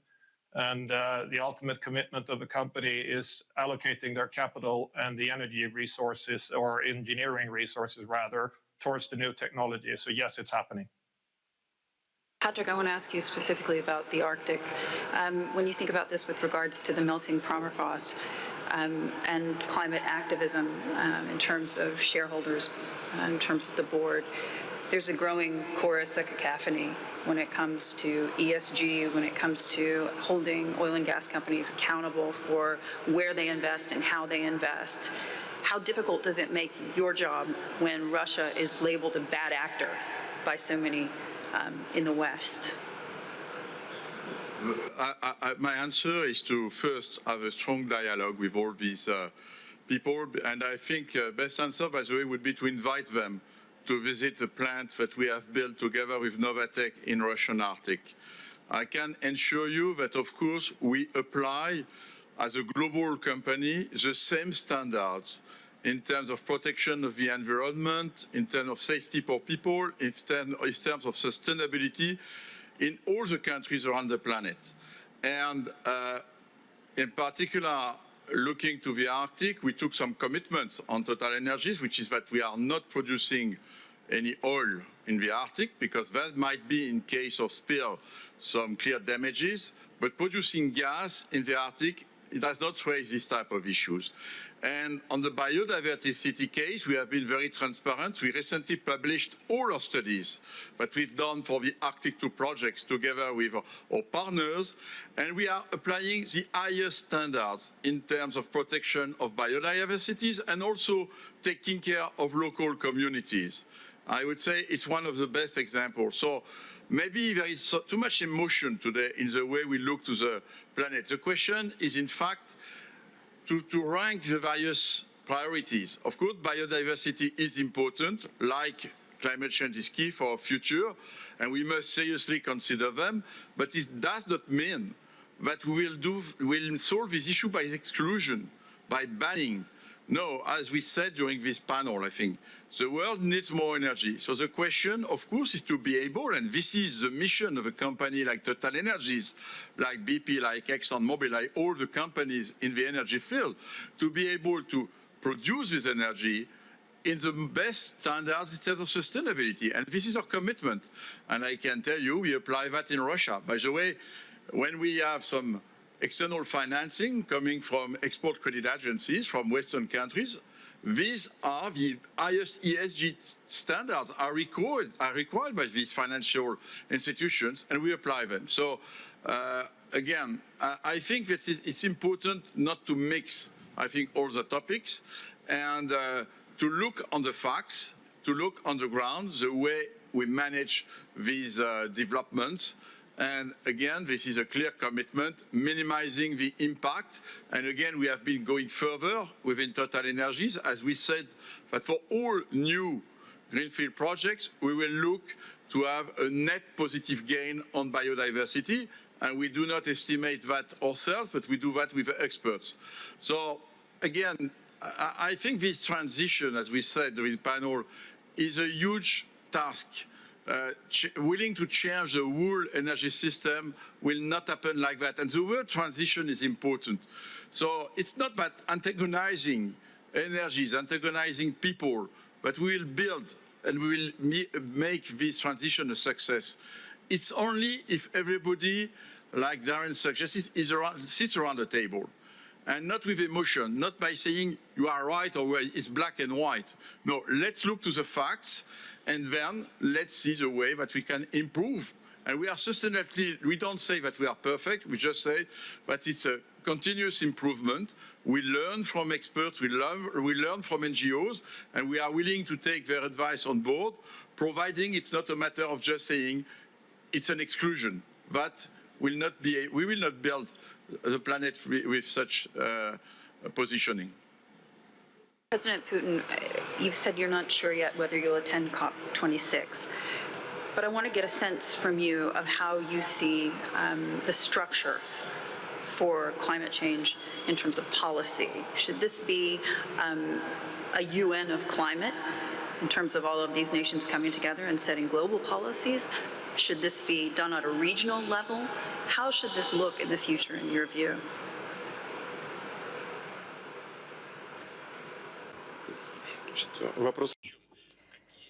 So the question is, what international legal mechanisms should be created?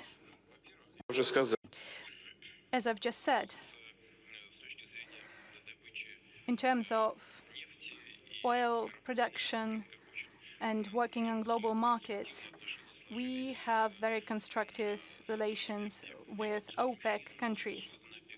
And the mechanism that is in place, OPEC Plus, is very efficient, and it considers the interest of the entire global energy system. And I believe that once we reach the pre-crisis level in terms of output, we will continue working on green policies as well. We will discuss modern technologies for oil production and for using hydrocarbons. We will discuss moving on to using hydrogen and renewables as well. This is the first thing I wanted to say. And the second is we have the International Gas Producers Group, the G20, the United Nations, all those organizations that deal with climate change. Of course, we need to discuss this very topic there. This should be one of the main topics to be discussed, not from the point of view of, oh, we are suffering so much from it, but in terms of what we need to do so that the interests, the economic interest and the people's interest and everybody's interest would find some common ground and create the proper conditions for green economy. When producers of cars, car makers, have to switch to EVs, it's good, because cars are one of the major polluters. That's good, and that's for the best. But the primary source, as I mentioned, electricity doesn't come directly from a socket. Germany, for example, in its energy mix has 33 to 35% of coal generation. That is the most polluting source of generation. Then you can produce as many EVs as you want, but coal generation would have its own effect, negative effect on the environment, and would increase the number of emissions. However, gas does not lead to such a negative effect. How do we hold these various governments accountable in terms of that accountability? You've said China fulfills their commitments. You said you're on track to fulfill yours. How do we hold various governments accountable? Because that's what people want.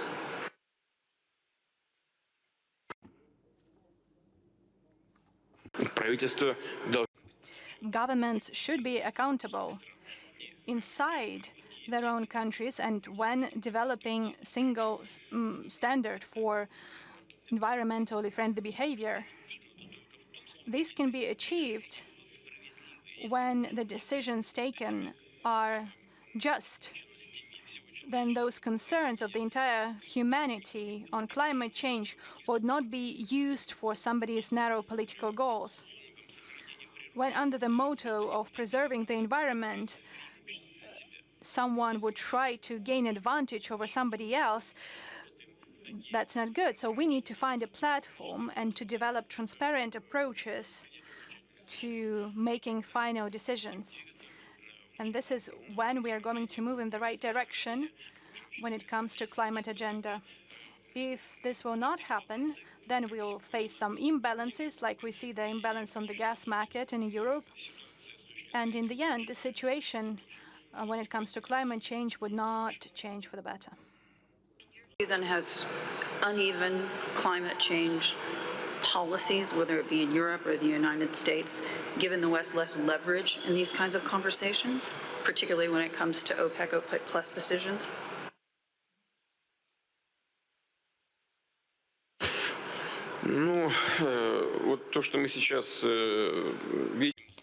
What we are seeing and hearing today coming from the EU regarding the carbon border adjustment tax, that is a cause for concern. Because if the decision is made unilaterally, if this is used as a tool for unfair competition, then in this case, the result would be similar to the situation we see today. We would just see a price spike and that's it. The Americans decided to leave the European market or to lower their supplies. They cut it by half. by 14 billion cubic meters, if we're talking about cubic meters. And that's it. The same thing is going to happen then. If inadequate decisions are taken, then we will respond accordingly. You see, there are some competitive advantages that Russia has, considering we have great reserves of hydrocarbons. Yes, we do have those competitive advantages, but those are natural competitive advantages, and you should take it as a given. There's nothing that can be done about this. You should not invent some kind of mechanism to try to tackle those natural advantages and try to limit them in some way. You should be honest and open when it comes to dialogue, and we are prepared for that. President Putin, I can't help but sense a bit of animosity when it comes to your European partners. What could Europe do to fix that situation?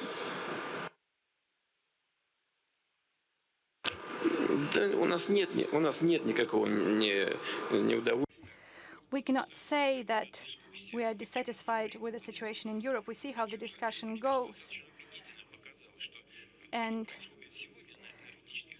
it has proven that what's going on in the markets is a kind of a handmade situation, the result of heedless politics, but this is their problem. We are prepared to work in such a way as to avoid such crisis in future. We are open for a dialogue, we meet and we keep in touch and we work together with our partners. And the understanding that we need to advance this dialogue is there, so we need to see how that would be implemented in practice. The Europeans have a trust deficit with Russia, and it's not just because of this current crisis in the gas market. It's also, of course, the massing of 80,000, 100,000 Russian troops on the Ukrainian border. At what point do you believe that you will solve these issues with your European partners? Because it requires dialogue. Would you be willing to talk to NATO directly?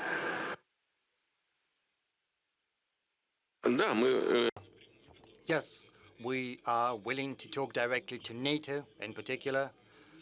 As far as our soldiers go, they are stationed in the Russian territory. We conducted military exercises, West 2021, a large-scale military exercise, but we conducted that on our territory. Our American counterparts are also engaged in exercises as large-scale as that, but thousands of kilometers from their national territory. It is not we who came somewhere near Washington or New York to conduct military exercises. They do that very close to our borders, and we have to respond to that, and we conduct our own military exercises, but I would like to reiterate, in our national territory, and there is nothing surprising about that, and I'm not going to report about that to anyone. Our partners are undermining all agreements which we reached in the past, in particular on confidence-building measures in Europe. I refer in particular to NATO's expansionist words, something I've spoken on many occasions before. There is also the imbalance with the Baltic states, which are taken out of any kind of count as far as the military contingent goes. We are not in violation of anything. We have not withdrawn from the ABM, nor have we been the ones to abandon the INF Treaty, nor we who quit the Open Skies Treaty. It was our American counterparts who did that. But in order to shift the blame, they are simply shifting it on others, and the media are blowing it out of proportion in the interest of those who are paying for that. So there is nothing surprising about that in the world, but we are gonna do what we deem necessary to protect our interests and to ensure our security. And I assume Missile that flies at Mach 3 and is precision guided.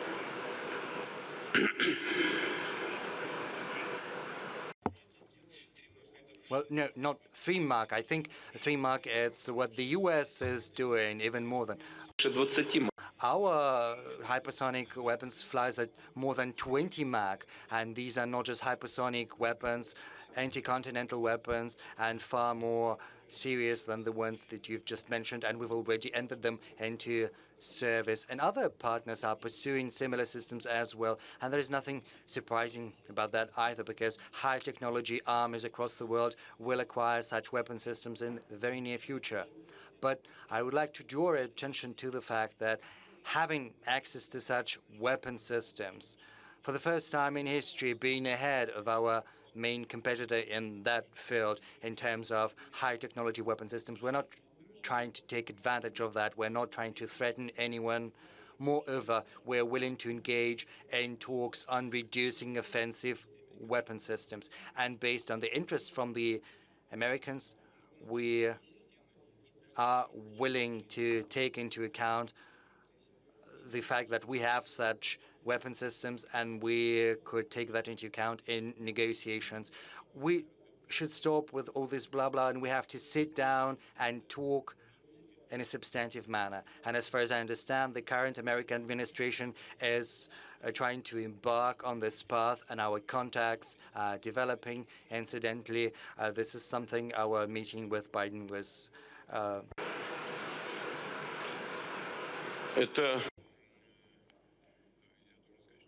I have to say that unfortunately it is an arms race in full swing, and it started once the U.S. withdrew from the ABM treaty. I would like to draw your attention to the fact that back in 2003, I told our partners, I told them, do not do that. Please do not quit the ABM treaty, because it's a fundamental thing. It's a cornerstone of international security. What is an ABM system?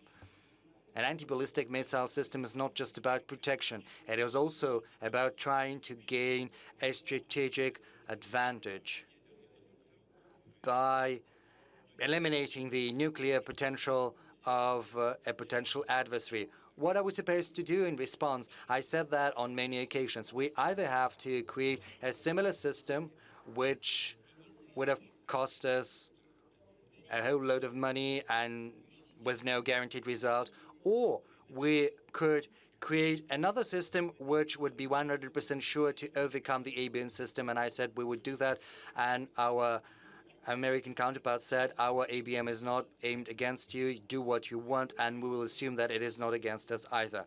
And we did that. So what complaints are there? And they're not happy with that. They say you have this and this type of weapon, and we say we didn't like it when you withdrew from the ABM treaty. We were not the ones to start that. But right now we have to accept the realities for what they are, and we have to engage in constructive talks accordingly.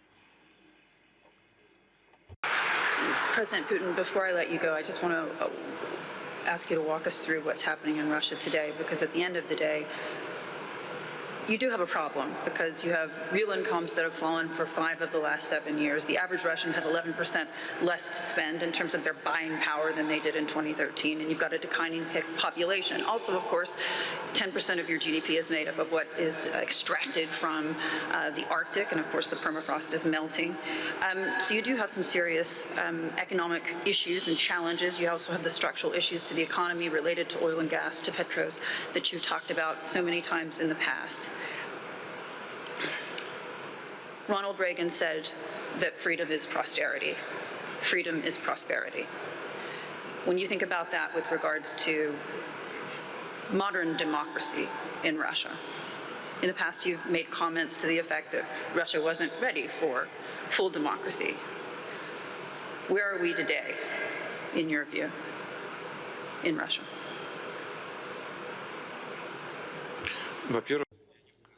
Well, honestly, I do not remember ever saying that Russia is not ready for full democracy, because democracy, well, it can be interpreted differently. There is freedom of speech, freedom of religion, freedom of organization, association, freedom of mass events in the streets. When in Europe or in the US, all kinds of mass events are dispersed with the use of tear gas and resin bullets. Is it freedom or not? I think you're right to react the way you did. It doesn't look very much like freedom. Democracy and freedom cannot but be tied to the culture and traditions of specific people. Well, the US came to Afghanistan with no due regard for the culture or the history of the Afghan people, and you see that the outcome was tragic. There's a great the spread of terrorism across the region and the world is accelerating because in the past they didn't take into account the realities that existed in that country. And the same goes for any country, Russia included. If we talk about developing democracy in Russia, we've got to have in mind Russia's culture, traditions, and particular traditions of parliamentarians, because the parliamentary tradition in Russia is 100 years long, and we've got a new faction in parliament. Everything has to develop in a steady, stable manner without any outbursts, outpourings of negative emotions. Everything has to guarantee the protection of our people's interests. And the political system of Russia is also developing steadily to prevent any other kind of revolution because, well, we've run out of our limit for revolutions. We need a steady environment that would guarantee the rights and freedoms of our citizens and also a steady development of social field and also our economy. This is the path we're pursuing today, and we hope we'll pursue it further. Now, I think accusations that democracy in Russia is dead, well, these sayings are overblown. That is what Mark Twain said in response to hearsay about his alleged death. I think parliamentarism in Europe is suffering grave problems in Europe today. Look at traditional parliamentarian countries, look at what is happening there, how authorities are formed there, how many corruption scandals, what is happening to lobbyism. What is this lobbyism? Official lobbyism in the US, it is legalized corruption. And I think everyone understands that, but everyone keeps mum about that. What about this indirect vote for the president in the US? And I think this happened 3 times already when a person came into power who got fewer votes than their competitor because of this indirect system of voting. We have flaws in our system too, but this doesn't mean that these flaws are more numerous than in your countries. Maybe they are even less numerous. Now, a couple of words about the economy. Yes, our economy is suffering from some problems, and just that's true as elsewhere in the world. The income of our population is going down, and we are concerned about that, and we are trying to ensure economic growth on the one hand. At the same time, we're trying to make sure that this results in an increase in real income for our people. This requires a great deal of administrative and financial resources. So far, we have not succeeded entirely, but we understand what people need, government support, and that is why we provide targeted support, we provide targeted income for families with children, for senior citizens. We're doing that in a precision-targeted manner. And yes, unfortunately, inflation rate has gone down, I think gone up at 7.5% or so. It's higher than we expected, but you said it yourself. All banks across the world are printing money. Our central bank does not do that. Just yesterday, I met the governor of the Central Bank of Russia, and we spoke about our financial policies. Our bank is not printing new money, but we're part of the world system. And our food prices have gone up even by more than 7.5%. But what about the rest of the world? Across the world, due to a number of different reasons, in particular due to the recent events in the energy markets, the prices have gone up too. Yes, we're part of the world system. We have problems of our own, and with the support of the Russian citizens, we will address these problems. We're certain of that. Mr. President, at the same time, though, corruption is still a big problem in Russia. You sit at 129 out of 180 nations in terms of the corruption index. When you came to the presidency, you made a massive cleanup of the Yeltsin-era oligarchs, if you will, of those who took advantage of the breakup of the Soviet Union for ill-gotten gains. But corruption flourishes where there's a disregard for human rights. In your view, with regards to human rights in Russia, is it normal that you have the kind of abuses that we see today, that journalists are labeled as foreign agents? Your Nobel Prize winner is worried that he's going to be labeled as a foreign agent. Is that normal to you?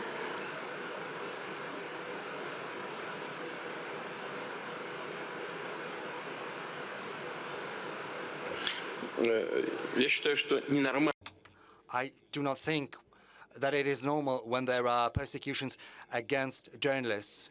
Incidentally, if we have a look at the numbers of journalists who've suffered across the world, you'll see the statistics. Unfortunately, Russia is not the only country where this is happening.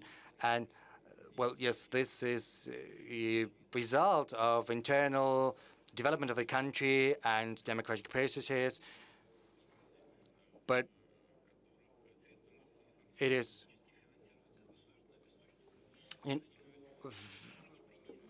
very hard to find any other country where the media are funded from the government but are so intransigent about the government policies. You know, there is Gazprom media in our country, and it has a very intransigent position what the government is doing.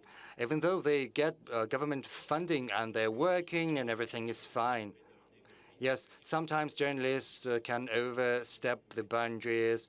They run against certain risks. And our goal is to protect them. Unfortunately, we do not always succeed.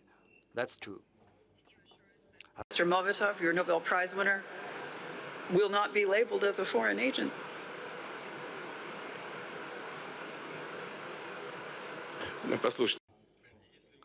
Well, if he is in compliance with the Russian legislation, if he doesn't do anything that would give us grounds to label him as a foreign agent, then everything is going to be fine. And if he tries to use the Nobel Peace Prize just as a shield, then and he does something that is not in compliance with the Russian legislation, then, well, this would mean a deliberate provocation. Everyone should understand that Russian legislation, Russian law has to be observed. Now, as far as the foreign agent law is concerned, we're not the ones to devise it. It was devised back in the 1930s in the US, and it is still in force, and it is also applied in particular with regard to the Russian media in the US. So why is the US allowed to do that, whereas we are not?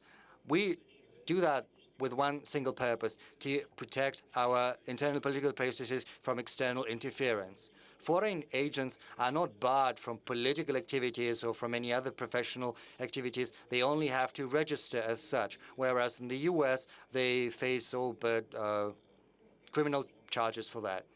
We know what we're doing, and we will do what is in line with the Russian interests. Final question, Mr. President. With regards to this specifically, I mean, you're ex-KGB. Is there really a fifth column in Russia led by the likes of Alexei Navalny that you're so worried about? What is it? What is it that worries you so much about those in the opposition, that you have to jail them? Well, if you take a look at the street protests, you will be able to understand that by far not all of them are in prison. People who work there do not violate the laws. As for the persons you've mentioned, they are in prison not for political activities. They are there for the crimes they've committed, including against the foreign entrepreneurs who are doing business in Russia, and several times, by the way. That has happened several times. So, in fact, we have forgiven them for those street passings several times. And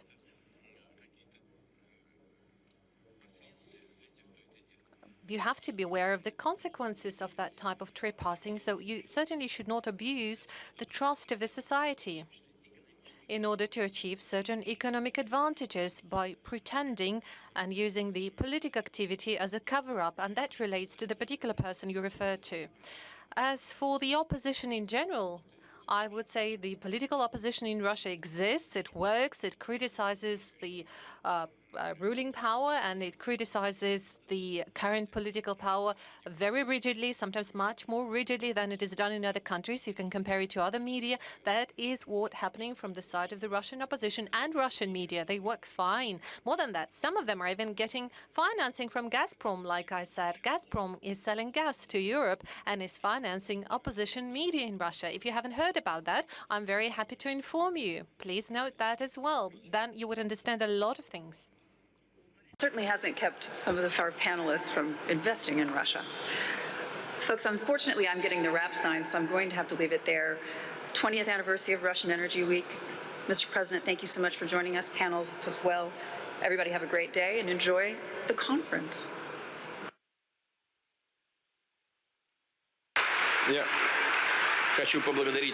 I also would like to thank our moderator. I believe Hadley has created a very special atmosphere here. And I also would like to thank our colleagues and our friends from the energy companies who have made it possible despite a very tense schedule. I know that you are very busy at the moment. You are very busy in your countries, but you also represent global companies. You have businesses all around the world, and you have to take care about a lot of things. So we very much appreciate it that you have been able to join us at this session. And I very much hope that those of you who are with us remotely and those of you who have managed to come to Moscow, those of you who are in this room, just like before, despite all the difficulties that we're all facing today in the world of energy sphere, I do hope that you will continue your fruitful businesses, and I'd like to assure you on my side, on the side of the Russian government, and your humble servant will do everything possible in order to create the right conditions for you to do business in Russia, to make sure it is based according to the highest environmental standard, but at the same time, it is important that you get maximum profitability for your companies. A lot has been done by us already during the previous years, and I'm quite convinced that even more will be done in the interest of world energy sphere in the future. And certainly we'll do more for the countries where we operate. So thank you very much for your participation. Thanks a lot.